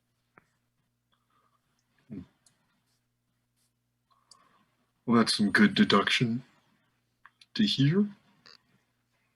I think we should, wrap this stuff up. Maybe try to scry again tomorrow and get a definite location on the caravan, specifically Vernus. And try to figure out a plan to find them. I'd say at this point it's probably about 3:30 p.m. Like it's been an hour and a half or so since all this went down. Just so it's known. Okay. You all started your day, I think, around 9 or 10 a.m. It's only 3 p.m. So if you all just want to hang out here for the next 16 hours or so, take another long rest and wake up again and try and do the moonbeam stuff, we can do that. I think that's But a pretty good idea. We Just so should you rest all up. know. Also, if we do use that moonbeam again, I would really like to check on Tilna, the person who ran the lottery in Bryn Shander. When Drea left to come meet up with us, they left Tilna in the care of my neighbor. And Drea, I don't know how to tell you this. I don't really trust Narilithan that much. Nary, he's great. Yes, but like I've seen some very questionable things, like Sheriff Markham coming out of his house late at night. A leader of the town? I mean, I don't know what's unsafe about that. I don't know. I just have my suspicions, and I want to make sure Tilna's okay if we can. All right. Well, I'm not going to apologize because I think I made the right move coming to No, save you did. you all. You absolutely did. No need to apologize. You But I made will the right note call. that for the future. Yes, thank you. And hadn't I'll told keep you an that. eye on him if I'm in town. That would be appreciated. Speaking of which, when you were in town, you hadn't seen Torg's merchant caravan come through Bryn Shander, had you? No, I haven't in a while. I think that they're on a bit of a rotation. Like, I think the times that I've seen them, it's usually like a certain time a month they're in each place. I don't remember exactly how, but I think they've got like a pattern to what they do. I don't really pay attention to her. She's kind of a bitch and she upcharges everything she sells. So I just avoid her. Drea, Sorry, playing witch. she's a jerk. Thank you. Well, I guess we rest here for the night then? Okay. Sounds okay to me. Yeah. Fantastic. And then just flops on the floor.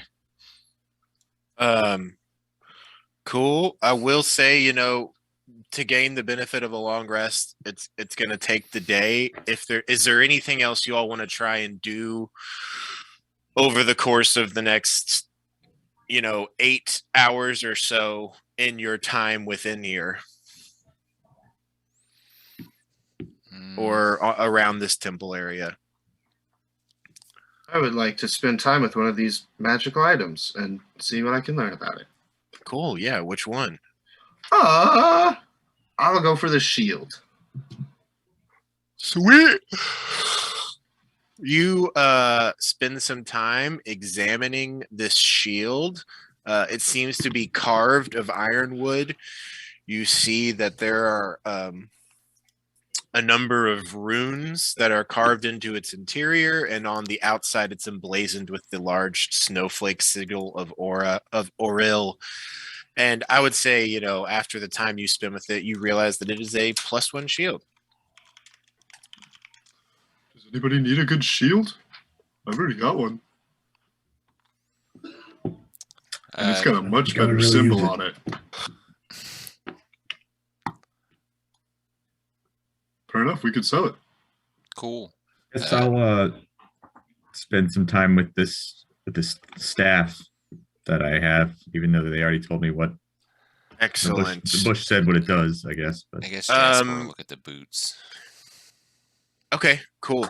I'll just do these one at a time. Skywatcher, as you spend an hour with this staff, examining it, sitting with it, sort of holding it, getting a feel for it, you figure out that the good bush didn't quite have an understanding of how this object worked, but it's useful nonetheless.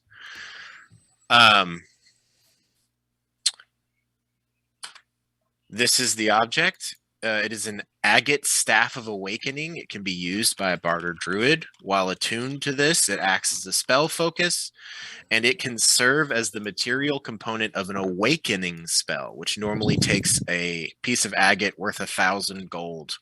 When this spell is used as a component for the awaken spell, the caster must roll a d100. On a roll of 1 to 5, the staff shatters into, I should say, agate dust and can no longer be used, ending the attunement.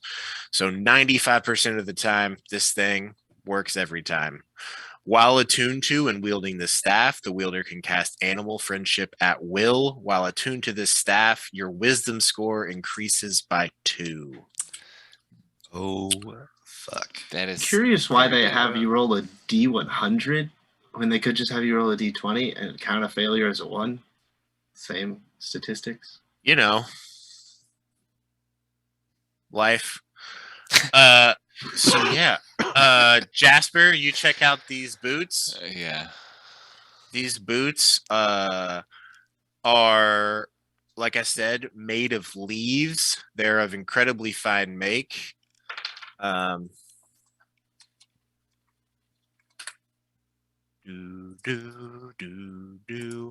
show you a picture of them. After an hour, you discover, and part of it is you put them on, and you notice that while you're wearing these, your footsteps make no noise. These are boots of elven kind. Wow. Dang, these boots are super nice. Corpse Grinder, are you taking an object? Longsword, I think, hasn't been mentioned. Longsword has not been mentioned. Yeah, so you check out this blade and you sort of get the balance of it, and it's crazy because most longswords that you've wielded in your life in any sort of training you may have had just have this weight to them, but this blade, it feels like it weighs, you know, maybe a quarter of the normal weight of a longsword.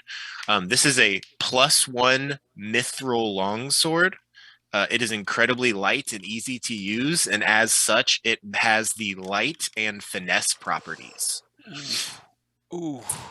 There's that in the chat. +1 elvish mithril longsword. I Wow. will give it to Bryce. Jasper, his character's name. I mean, Forge Hand, are you checking something out? There is a necklace, some armor, and a ring that have yet to be really investigated. I think it just sort of put together what the necklace does. I guess I'll look at the ring. Ooh, yeah. Okay.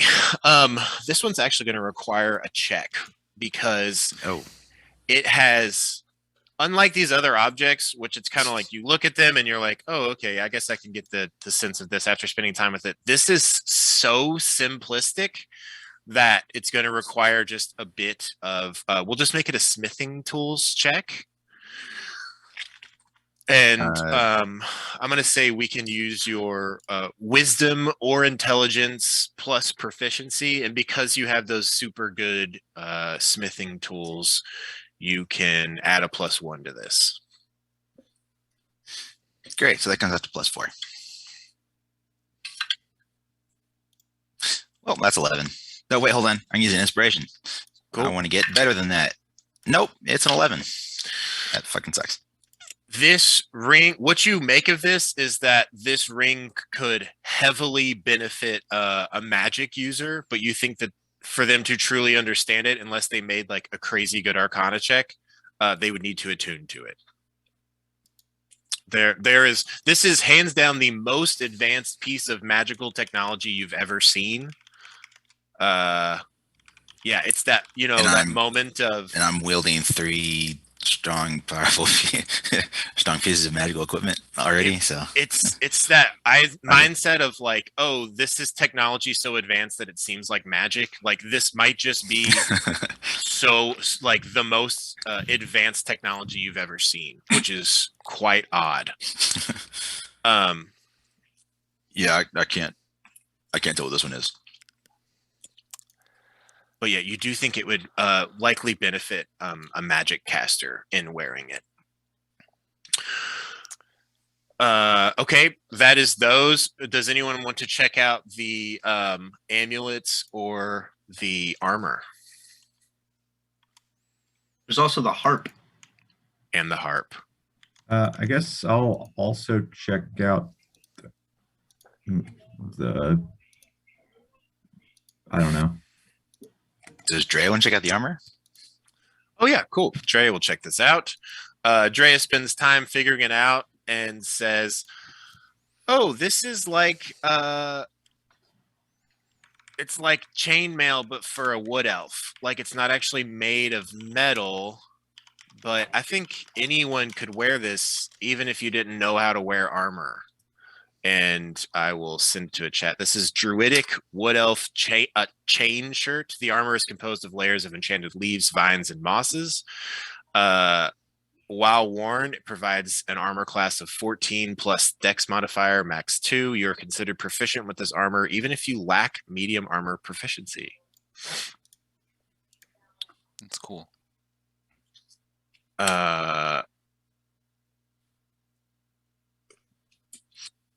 What's next, my friends? What does Dre do with that item? Offers it to the group. I mean, I'll check out the amulet, I guess, just to see what it is. at least. Yeah, and so this is actually a situation where it's two items together, and you see that as Goodbush came out and stopped, like once he realized Ravison was dead and he stopped concentrating, the energy portion of the necklace faded. So right now it's just two halves of a metal necklace. And roll me. You don't have any relevant skills. I think it's going to be. I'll let you use insight to try and figure out what these two things are, like how they properly work. Natural 20. Great. So- I'll just go ahead and send it over.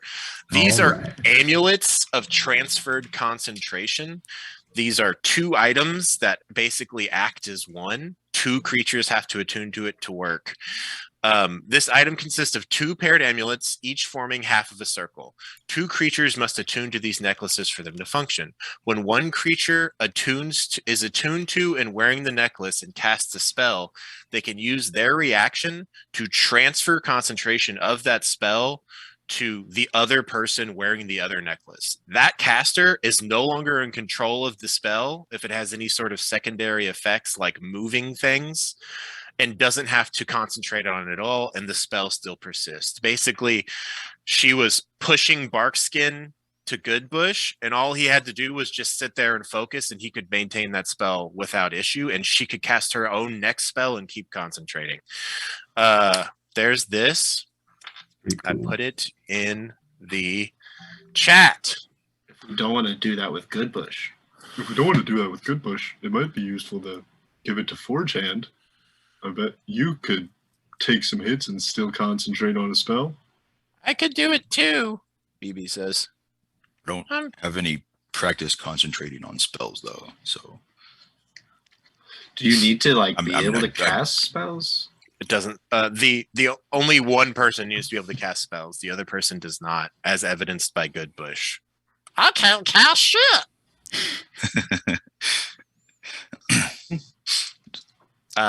But yeah, this seems like it would be a useful item to put on potentially one of your companions, even. Yeah. And finally, you all check out this mithril and ironwood harp, and it appears to be a +1 musical instrument. Which is just that. If you play using this instrument, you can add +1 to your performance check. Is it I guess attunement? it's not attunement. And as a bard, I guess it would add +1 to your Fuck it. +1 to your attack rolls at the very least.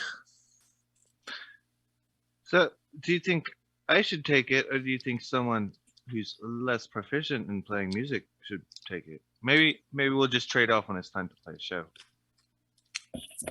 Yeah. You see what I mean? I blew it and forgot to make a card for this one. So, mithril and ironwood harp. It's a +1 musical instrument. Fancy. I have a question about the staff. So Mhm. it's +2 to wisdom, to like the actual To the score, the stat, while you're attuned to the stat staff. of wisdom. Yeah. Okay. Is that Which to a is maximum like- of 20? Nope.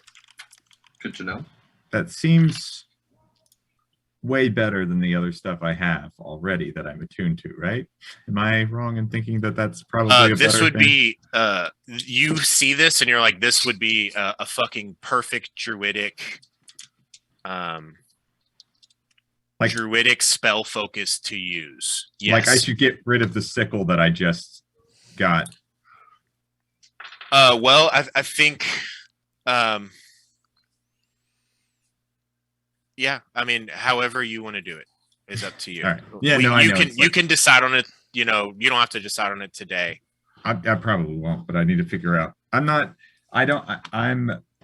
like pretty stupid when it comes to, or not stupid. I'm ignorant. You're when it not comes to stupid. I knowing. think you've got the whole of it. This is a The- great staff. It would serve you properly. I just don't know what all the wisdom increase will actually affect on my. It would give you +1 to attack, spell attack rolls, +1 to your spell save DC, +1 to all wisdom related stats. Okay, so it does the same thing that the sickle does, plus Yeah, other and stuff. you could actually use both of those at the same time. Yeah, but I like I don't know. I have too Does- many cool attunement things, and I'm not enough. This is We'll Attunement. figure it out. Does the staff potentially raise your score above 20? Or is it capped at 20 still? Not yet. No. Not even. Doesn't say. He's not close to it yet. No, I mean, like, could it? Yeah, He said it doesn't have hypothetically. that cap. it doesn't have a cap on it. So that's powerful as fuck. Yeah, and I Eventually. mean, you guys look at all of these items and you're like, oh, no wonder Ravison could fucking sneak around without issue. She was incredibly capable with her spell casting. Like, you know, she was able to transfer that concentration. She's able to awaken all sorts of beasts with this staff. Like, well prepared, well defended. You all have, I think it sinks in that once more, you all told these people, we're going to take care of this moose. You came here, you killed the moose, and then you're like, oh shit, like, it's not even about the moose. The moose is a symptom. The actual problem was Ravison. Because if you all hadn't have killed her, you're like, oh, she would have just kept making more and more creatures to fuck with people. But you all have now fucking cut the snake off at the head, and I think it fully sinks in, like, you did it. You've killed this moose, you killed Ravison, and this threat of just endless creatures pumping out that are trying to kill people has now been stopped. All the creatures are still awakened and still are doing what they're doing, but you know that there's not going to be any more coming from Ravison at the very least. Victory happened here today. Woot. Pretty Hell dumb yeah. of her to. That's why we expected her to have left and not returned here, is because that would have been the smart thing to do. Because we knew that we would kill her if we found her here. Yeah, I think because you guys killed her sister for good, that's why she stayed. So, good job. She was like, I'm gonna get out of here. And then she was like, oh no, she's dead. I gotta stay here and kill them. In her own way, she said that. Sorry to interrupt. And then he goes still. And you notice that when he's not talking or moving, he just seems like a perfectly ordinary bush. If you ever needed to hide him, it would seems like it'd be pretty easy. Oh man. There is this last item of the ring. If someone else wants to give it a look, or you all want to team up on efforts to try and figure out what it does, I would allow you to do so. I'll give it a look. Yeah. Cool. and Drea's willing to assist. Can I guide myself? Yeah, sure. What am I rolling? Don't you have to concentrate on attuning to it? Not I- attuning. Yeah. Just checking it out. I would allow this to be an insight check. Oh boy, those were bad rolls. 17.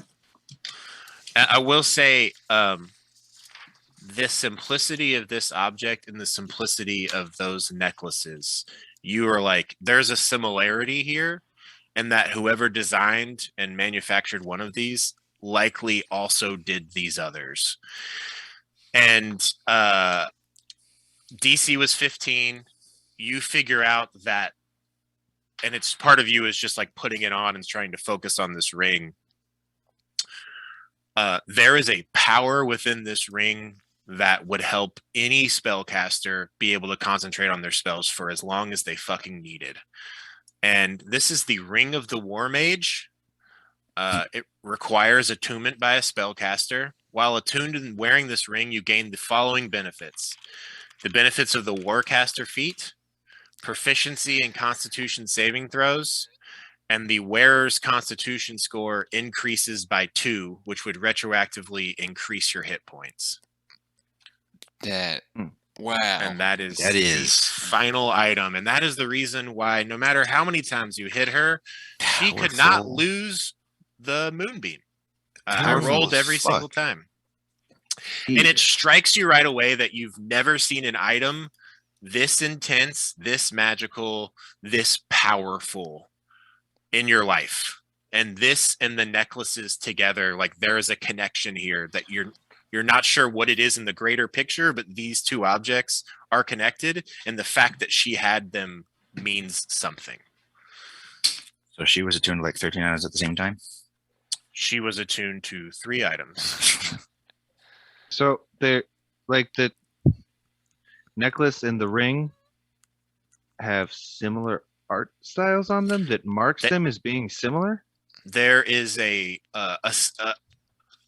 similarity, and I think the minimalist simplicity of the design of this. Like most magical objects will have like runes carved into them, or a glowing crystal, or some shit that it's like, oh yeah, there's the magical source. I can see it. These are, when they're not being used, seem like nearly mundane. Those two amulets just seem like two half discs of metal. This ring is just a plain metal ring. Maybe You should ask Rodolfo about this. it's like you read my mind. Yeah? Jasper, Nice. it says with a wink. Huh. Or did you read mine? I'll never tell. Yeah, I think definitely you all pass like the next like 4 or 5 hours. We can go ahead and consider everyone having benefited from a short rest. So all of those abilities refill. If you guys want to roll hit die to get yourself back up, you can. You all figure out what all of these items do as a group. It's up to you how you want to split them up. This tomb isn't the warmest, but you all could blockade its entrance and set up something, or utilize the dome, or whatever you all want to do to sleep in this space. You all could do it if you'd like to. Well, so We I got my might as well. tents, so we could use those. But I got this chalk that I can use. I don't know. Rodolfo said I could use it like a spell, and I could do alarm with it. So just kind of as a protection. Yeah, in case any of the animal messengers or anything comes back. That Yeah. would be a great idea. Well, we could sleep in That's- this one. And then if they came back, that one would be empty, but I don't know. Oh, Seems smart to me, Drea says. it's a good plan. Well, I know for one, I kind of want to get back to town so we can, turn in that moose head and stuff. But maybe we could head out after we play with the moonbeam some more tomorrow. Sounds good. To my other spellcasters, does anybody want this ring? I just got this nice healing staff, so I'd feel kind of bad taking it, but I will if nobody else wants it. It seems really nice. I feel like I already have the Warcaster feat, and it What's seems that? like that be a waste of. Skywatcher seems uninterested in it. You have something wrong with your feet? You have warts on your feet? Never Dre mind. says, Corpse Grinder, do you think you'd want to use this? Yes. Hey, let me see that. That's pretty neat, pretty shiny. I like it. Do you put the ring on and attune to it? Yes. Hell yeah. Over the course of an hour, you bind your will to it, and you now have all of the benefits listed by that Ring of the War Mage. That's such a sick ring, dude. Don't be keeping them spills.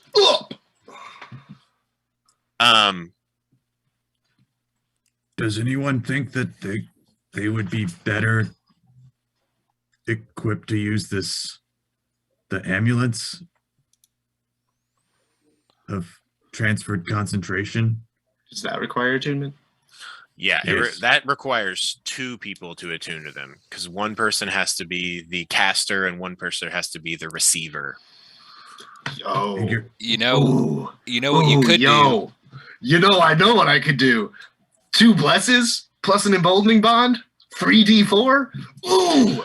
Well, I don't think you can benefit from bless twice. Oh, that's but right, okay. I do That's right. appreciate your enthusiasm. You could I do am bless pissed. and something else. Yeah, that's true. You Bless know, and Bane or something like that. so Angor, check this out. If you could use it and we could just keep Sonar with us all the time, and you could just have like Sonar, like we could get like something to kind of keep Sonar with, on you, and then you could just transfer a spell to her. And I'm sure she weighs nothing. I mean, she's, basically just bandages and dust. Sorry, no offense. I thought you were still by the door. I mean, at that point, why not just put it on Oh, good bush. Good Bush over here? I'll take it. I'm already wearing it. I'm gonna put It's already- $25. Already attuned to it, and we can just put him on the ground with the bushes, and nobody will notice. I'll bend right in. Well, I just don't know if it would be wasted on me as the other person using You it. also realize that it doesn't seem like there's a range limitation on this. So, like, he was maintaining this from all the way across the room, or from all the way across when you guys were in that fight outside the temple. Because I'll say then, once again, it seemed like there were multiple concentration spells that were going on that weren't being affected during that fight. you could give it to Tilna. She could just hold your spell for you. Hilda, the Lynx, No, Tilna, the I can burn Shander. yeah. the person in town, just suddenly just like, what am I for? Okay, I don't know what I'm, okay. So is that like I don't have to actually cast it on her? I just No, cast you it just on have the necklace. to cast it. You use your reaction to transfer concentration of the spell to the wearer. And that's what you're just like looking at these and you're like, this is the craziest item. Like, how does this work? How does this exist? And you're like, the only physical effect is a half an energy disc on the other side. It's wild piece of machinery. As of now, this could always change, but I don't use a lot of concentration spells anyway. And so I do have a few. if somebody else feels like they could benefit from it more, I just don't want to waste it on me.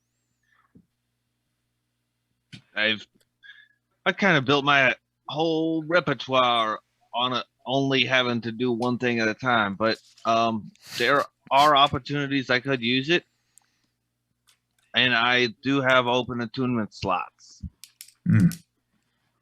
See, that's the other thing is I'm attuned as I can be, and I'm going to attune to the staff already. So I'd have to drop 2 items attunement wise. I'm also attuned up. I can just hold on to this one if you're all want me to. I BB think says, that's a good plan. I can hold on to it too. I can also do that. He's not better than me. Just so it's clear, he's not better than me. We're all on the same page with that, BB. Thank you. Cool.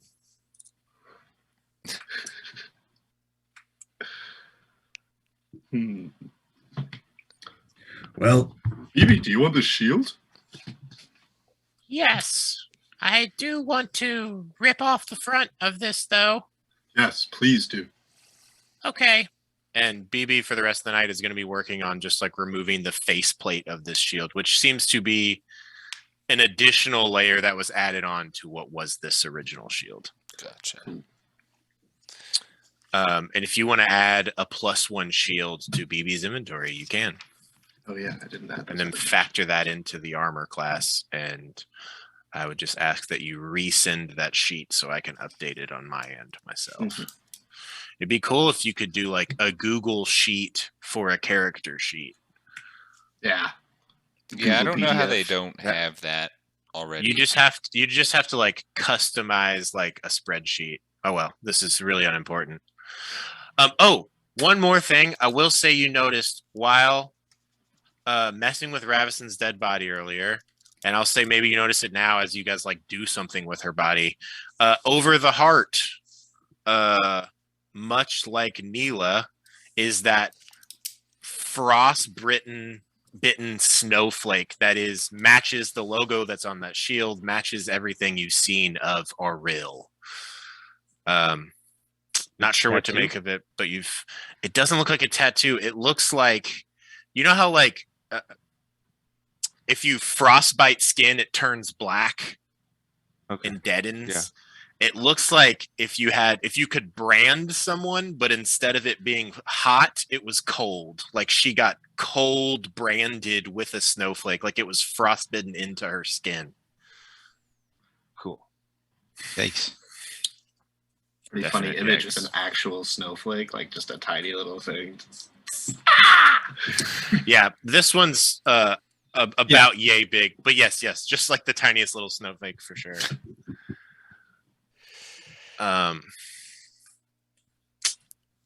Yeah. So, is there anything else you all want to try to do this evening? I have a thing. Okay, go for it. Well, Ravison clearly defaced these tombs, and I'd like to stop anyone else from being able to do that in the future. I think we should close these doors back up and destroy the symbols that would unlock them out there in that other room. I agree that we should close them up and limit access, maybe block off that secret entrance in Ravison's cave, but this is some beautiful architecture, it's a piece of elven history, and I think it wouldn't be, what's the word I'm looking for? I don't want to tear it down. Let's see. Maybe we. What do you all think? Go ahead. I just meant break the symbols on the moon dial out there so they can't be unlocked. If we just remove If it works the like that. bodies from the tomb and buried them outside, then we can just go ahead and get the disturbing the dead body part over with, and nobody else can do it. So, I guess now that the doors are open, can we see the locking mechanism that like locks and unlocks the door? Yeah, I mean, it's like a bar that slides out from the door into the wall. It seems to be magically powered in its movement. Would there be so with this orange rune And chalk, it's also a situation where if the door was pulled closed, it will lock again. Like by default, the way that the lock slides out. Like if you were to pull it closed, it would be once more sealed shut. Okay. Well, so I got this chalk, and I could like change a foot of the material into another material, and I could make, like I could maybe turn some of the stone into iron or something and make it harder to get into. But I feel like breaking the moon dial's kind of a bad idea. I don't really know if I don't know. I don't love the idea of destroying the moon dial. I think it's just kind of neat. Yeah. Yeah, I think it'd be pretty disrespectful. I mean, Ravison obviously fucked up this place, but it was just here in the woods resting. Yeah, Sonar's family didn't do anything. The temple didn't do anything. Plus, we might want to come back and scry here again. Yeah, I mean, I that's didn't pretty mean useful. destroy the whole thing, just the specific symbols that unlock the tombs. Oh, for the half tomb. moons? Oh, okay. Yeah, just those 2 symbols. What do you think, Sonar? Oh, interesting. Oh, okay. Yeah. Do you try and speak to her? Yeah. It would be lovely if this wall could be rebuilt, and once more, the only thing that could allow access within this place would be the moonlight. Is that how the door opens normally? Like the stone door on the outside? Is Sonar talking about the wall that was like busted in next to the moon dial? Yeah. Okay. Yes, this door to the far south here opens at the new moon. Okay. This door down here seems Yeah. to be what this one powers. Okay. Well, For you all, just so she said that the door down here opens on the new moon. So yeah, we could seal off that wall that they broke in, I guess. And then that way, this place could be used, I think, what it was intended to be used for. Instead of just having people run in through the wall and stuff. Yeah.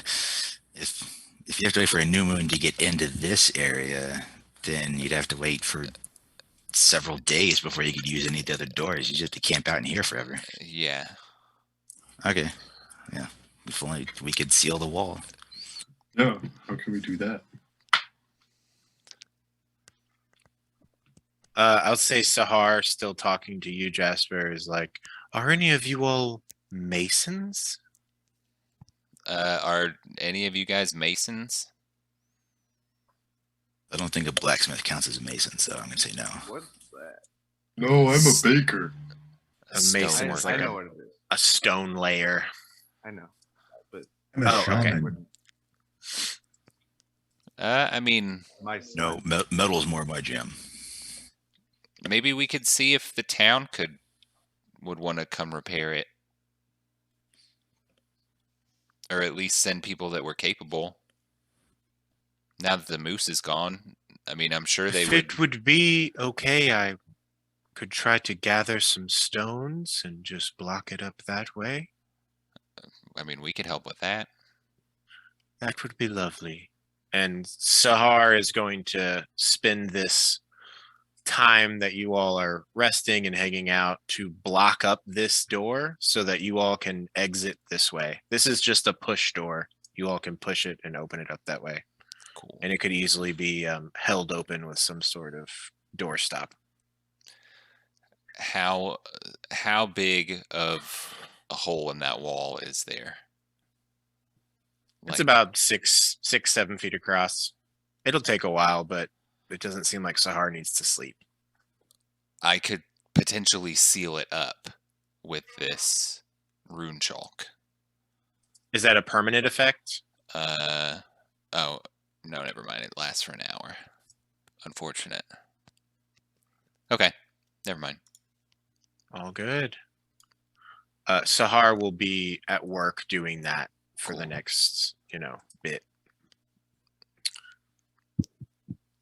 As we're resting, Jasper's kind of, doing a little sword play with this new sword, and has the boots on, and is like, "Are y'all all right with me using this stuff?" He's kind of high stepping and not making any noise with the boots. I don't mind. I think it would be smart. All right. I still don't know if I'm Seems like comfortable going first yet, but Hey Jasper, I'll go first. I was thinking I might be getting rid of this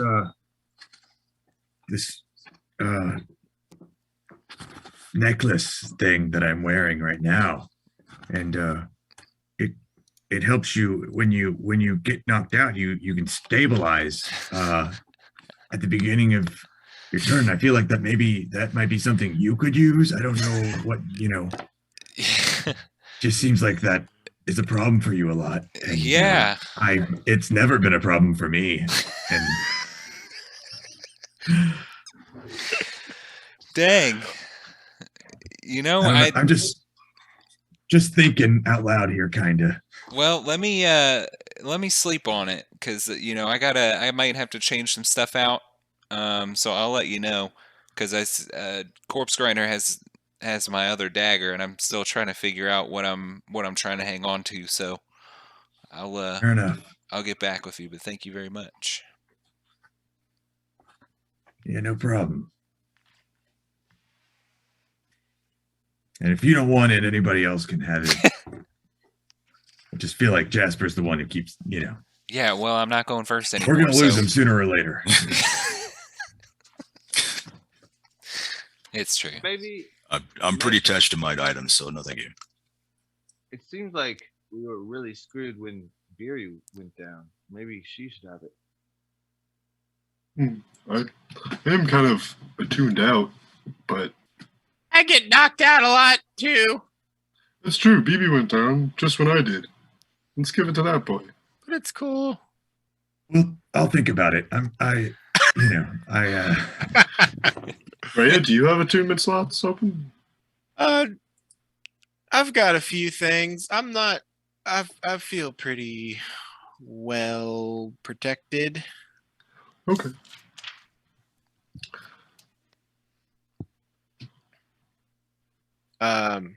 Cool. All right. Well, is there anything else you all would like to do with the evening? Any more examining or exploring or conversation or questions? I'm gonna put Ravison's body to rest. Okay. I think I'm gonna take her outside and bury her in snow. Not like bury her underground. Well, bury her underground a little bit and then like mound snow up on top of it, because I know she would want to be surrounded by the winter, because she seemed to love it so fucking much. Okay. Yep, for sure. Language? That was out of character. I know. Dre will help language. you with this process. You can roll a religion check with advantage and guidance. Yeah. Oh boy. 12. You put the body a few inches into the dirt and pack snow on top of it. You say a few words. I think it might be a little hard for you to fully connect with any sort of meaningful passing on with how much fucked up shit she is directly responsible for. Yeah, I'm still sort of holding a grudge. Yep. What's BB doing, like, while this whole thing is happening? He's like bossing around Goodbush and telling him to like pick up some of the bones and different stuff on the floor and take it outside. It seems like he's happy to have someone below him. I like how the mummy wasn't already. Yeah. Did he just assume the mummy was above him? He's not really sure what to make of the mummy. Okay. Honestly, I would can't say really with your communicate insight, with it her. seems like the mummy genuinely terrifies him. Like he's like, nope, this shouldn't exist. And I mean, when he that's- gets near it, he's just like giving it extra space. It's And not unreasonable. generally not talking to it. Yeah. Just creepy as fuck. Jasper is going to so he's going to sneak up on BB, and he's going to pull the joint that he requested from out of his pocket and try to slide it behind his ear without him Okay. noticing. Okay. Roll just a sleight of hand check.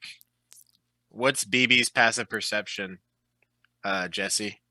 Make sure factor in the stones. Passive Requested this? perception. It would be 2. 12. 12. Okay. Roll a sleight of hand check. Okay. You That I'll give you is- advantage with the distraction and non-seriousness of this. You can really take your time. Okay, well, it's still a 13. Oh, barely. You straight up like bump into his head, but it seems to just tap against the helmet. Doesn't seem to notice. You managed to do it. But while he's still really close, he's gonna say, "Hey, why are you being mean to Goodbush?" He just needs to know his place. Well, He worked for the enemy. sure he did, but I don't think he really had a choice for a Ravison little is bit. the reason Bash is dead. Very Hey, true. Bash isn't dead. Well, I mean, he's useless right now. Might as well be dead. He's the reason he's She's the reason he's frozen. At least she BB sent was the those enemy. animals.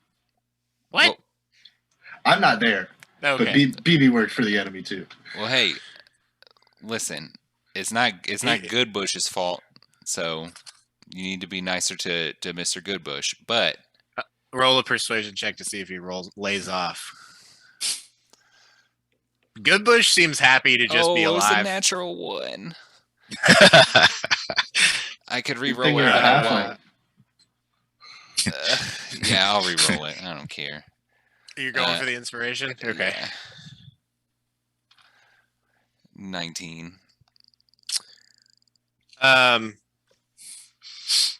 Need to set this boy on the right path. Yeah, I think it does connect to that. Like he also worked for people that attacked you all, and Goodbush is happy to help you all. So he lightens up a bit, but he does still seem to. It seems to go from like bossing around to like it's more of like a let's work together, and he's like helping him lift things and other stuff like that, helping them. I guess plants don't really have genders; they don't really have. They to. absolutely do. Well, they have sexes at least.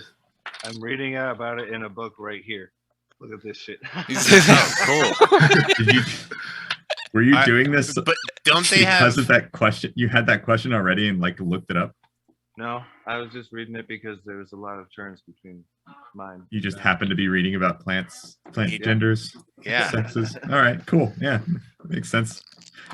I thought plants had like both sets of genitalia, so they could.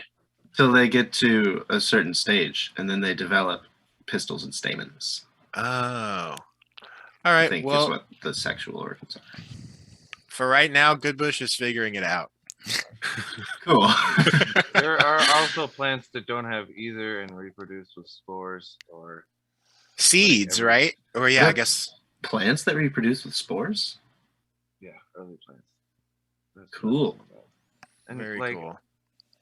even underground tubers. Tuber. I hardly know her. As Jasper is walking away, he will telepathically tell BB that to check his ear, and then we'll just walk off. Okay. And breaks the connection so he doesn't respond.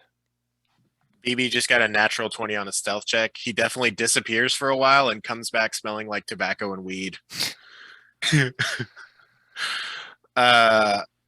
Barry comes back in from the burial and says, DB, what's that smell? Well, let me roll for perception. Yeah. I'll I- guess I'm gonna. I roll have that. keen smell, so advantage on that. Okay. Oh God.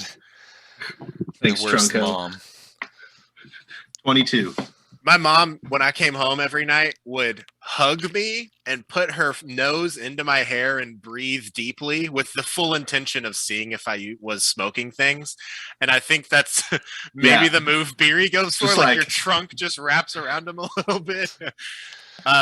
You totally smell like on his lips. You could smell it on his fingers, like the leftover resin of tobacco and herb together. And he's like, Lay off, Mom. I'm trying to chill. Well, you I know, almost I died. do think that you're too young for this, but you are a growing boy and you're accepting new responsibilities.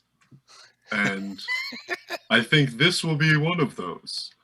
I'll trust you to be responsible with this. Not let it take over your life. Not let you, don't let it lure you this into is a another masterful world mom move. that it takes you away from this one, BB, we just want you here. And we want you to be He is present. so high right now. He's just Yeah, he's You're totally just- like, his eyes are fully red, just huge. He's just staring at you.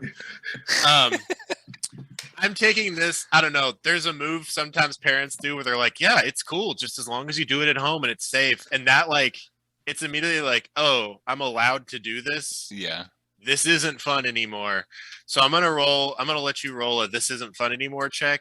Roll a persuasion check versus his insight. do you want me to? his. Okay. I'm rolling his insight. He got a 3, and I guess +2. Or he might be trained in insight. He is not trained in insight, so that's just a 0. Cool. That was a 15 for persuasion. He fully. The words you're saying sink in entirely, and you don't know that he's gonna be, diving into the world of drugs to escape because you told him that it's all right and you understand. So this is no longer an active rebellion. And yeah, you did almost die earlier. That's tough. Yeah, it's a real drag. I thought about Bash getting frozen solid, and I was like, is this just it? Is this just all how we're all gonna go? Yeah, when I was down, I saw my mom. Oh, yeah? Yeah, I haven't seen her in a long time, BB. Will you tell me some stories? Well, sure. Come on over Cool. here. And I'll sit him on my lap and Yeah, and you and Maybe BB I'll- can spend some quality time doing that. Sahar, like I said, is going to spend the rest of the night patching up that hole. Is there anything else you all would like to do for this evening, or any activity you'd like to be sort of diving into? You have a bit of time. If there's anything that requires a longer amount of time, I'll just start at the top. Forge Hand, is he doing anything this evening? Not specifically, just making sure no one who got a message from Ravison next shows up. Okay, so you're sort of trying to be paying attention and on guard for a bit. That's perfectly acceptable. You can even put yourself against this wall to watch this, or you can be holding this door or over here, in a position where you can see the outside if you'd like to do that. Probably. Oh, you said this opening is getting closed up, right? Yeah, this is being some extent. patched over the course of the night. This Alright. door down here is going to stay whole. Then he'll just camp by this doorway for a while. Cool, that works. Skywatcher, what are you doing with the evening? I'm gonna attune to that staff. Okay. I de-attuned to the Periapt. periaptive wound closure. Excellent. So I would go ahead and on your sheet, I just changed put all a +1 or +2 wherever they're appropriate, because this staff That wisdom bonus works so long as you are attuned to and wielding the staff. So should it get separated from you, that could be, blah, blah, blah. Just for the sake of being able to figure out stats, I would just have a plus instead of increasing the number, if that makes sense. Well, too late. Cool. But All right. Well, you do you, baby. I mean, I feel like I will. It's easy enough to change that back. I just We'll have to figure it not out. forget that very useful staff did that if I ever lose it. Corpse Grinder, are you doing anything? Yeah, I'm going to play my new harp. It's a harp, right? Yeah. 6 feet tall, and I have to sit down to play it? Oh, no. I'm sorry. This is like a hand harp. Like this can be this can be held and moved around in the back of holding. It is let me try and find a picture size wise. Boom, boom, boom, boom. Boom, boom, boom, boom, boom. So the strings are made of mithril, and the as well as like lining of it, and the body itself is made of ironwood. Here it is in a picture. Picture form. May I make a check to see if I recognize that? Because I know a lot of musical instrument manufacturers in Baldur's Gate. Yeah, for sure. Go for it. Roll. I would allow you to make essentially a charisma-based insight check, so you can basically just roll a performance check. Ooh. Well, it's getting late in the day. I'm going to use my inspiration on that. Cool. Oh, no. I will also give you advantage with the luxury of time and kindness. 6 plus persuasion, 11. You fully clock that this was made by some combination of efforts. Honestly, it seems like this was made by wood elves and dwarves working together, as surprising as that seems, because this ironwood would be from a forest, and this mithril would likely need to be mined, and the craftsmanship of this, like this involved both a smith and a wood carver working together on this. So you're not exactly sure where, but it's definitely unique. You haven't seen something like this pass through Baldur's Gate. You have seen quality instruments for sure, but this is unique. Great. And it feels great. The strings are super responsive. I mean, you can feel like even someone who didn't know what they were doing could maybe generate something great on this musical instrument just because of the built-in quality of it. But in your hands, you could do something truly amazing with it for sure. Cool. Cool beans. Okay. It's got auto-tune. Yeah, it's got a little bit of auto-tune on it. A great amount of resonance. Jasper, do you want to do anything with the rest of your evening? Well, Jasper would eventually try to recover the silvered tip of that crossbow bolt that he had. Would that have melted? Go ahead and roll me a luck check. You don't want a 1 to 10. I got a 17. Yeah, you can recover the tip, and easy enough to put it onto a different bolt if you'd like. Oh, cool. I thought I was going to have a professional do that. That's cool. You think Garoth or Forge Hand would be best at doing this? You could try and do it, and it might be of a quality. Or a Fletcher. So it's up to you how you want to get that done. Well, he will approach Forge Hand and say, "Hey, I was wondering if you maybe could put this tip on a new, or not on a new, but on another bolt that I have. Do you think that would be too much for just to do out in the middle of the woods?" Well, I don't actually know that as a player. How involved is that process? You think you could do this tonight with the tools that you have? It wouldn't require heating the metal very much. You can just sort of bend it. Silver is a little pliable. You could make this work as long as he had another bolt that you could put this onto. Cool. Yeah, that should be manageable. Awesome. Well, here I got the bolt and I got the tip. And he'll hand them off, I guess. Cool. Okay. And I'll just do a cant in the doorway down there. Corpse Grinder, as you are attuned to that ring, be sure and increase your Constitution score, and you grant yourself proficiency in con saves, and that will retroactively increase your health by your current level. Is the harp attunement? Nope, just a finely made musical instrument. Great. Okay. Well, I'll give everyone a chance to say anything else they want to do. Otherwise, we can proceed to the long rest. Long rest, baby. Long As part of that, I'm rest. gonna make some donuts. I'm good. Okay. Long rest. We are taking the long rest. Great.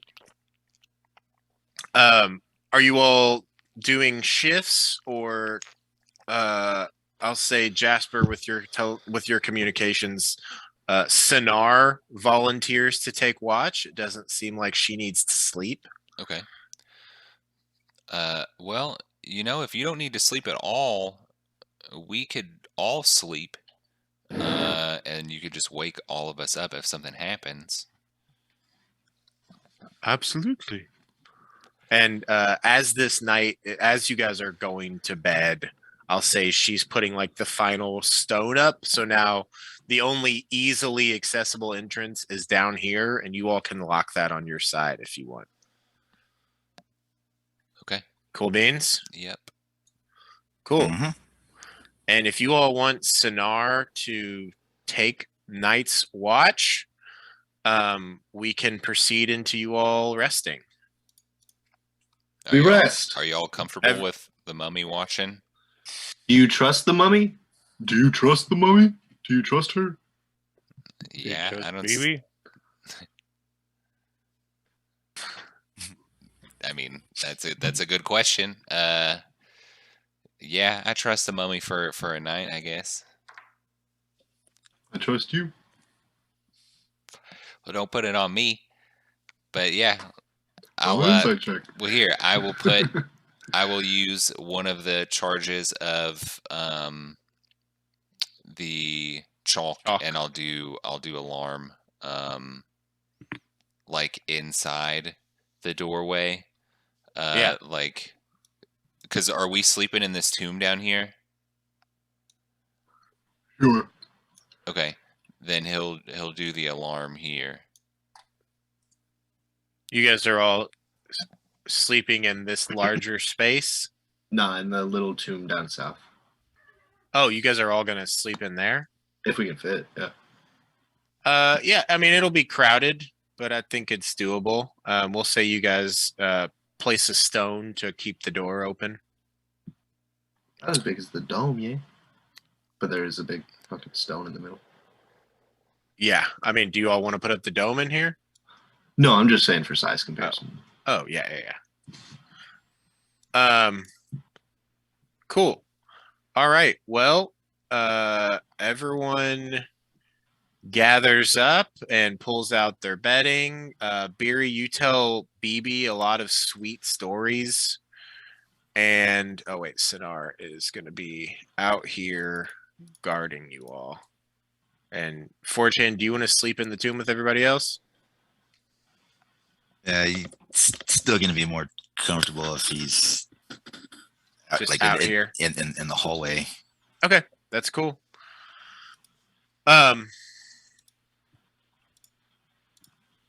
Just because he's going to be the biggest obstacle to get through to everyone else. Yeah. Like I said, it sinks into you all that you've done it.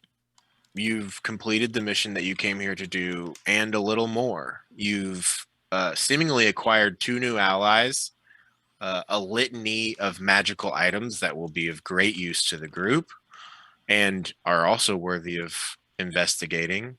Another connection in the form of this druid by the name of Verna Moonstone, and a bit of insight into Ravison and her connection with these sisters of hers. As you all deeply slumber, I'm going to have a little dream sequence.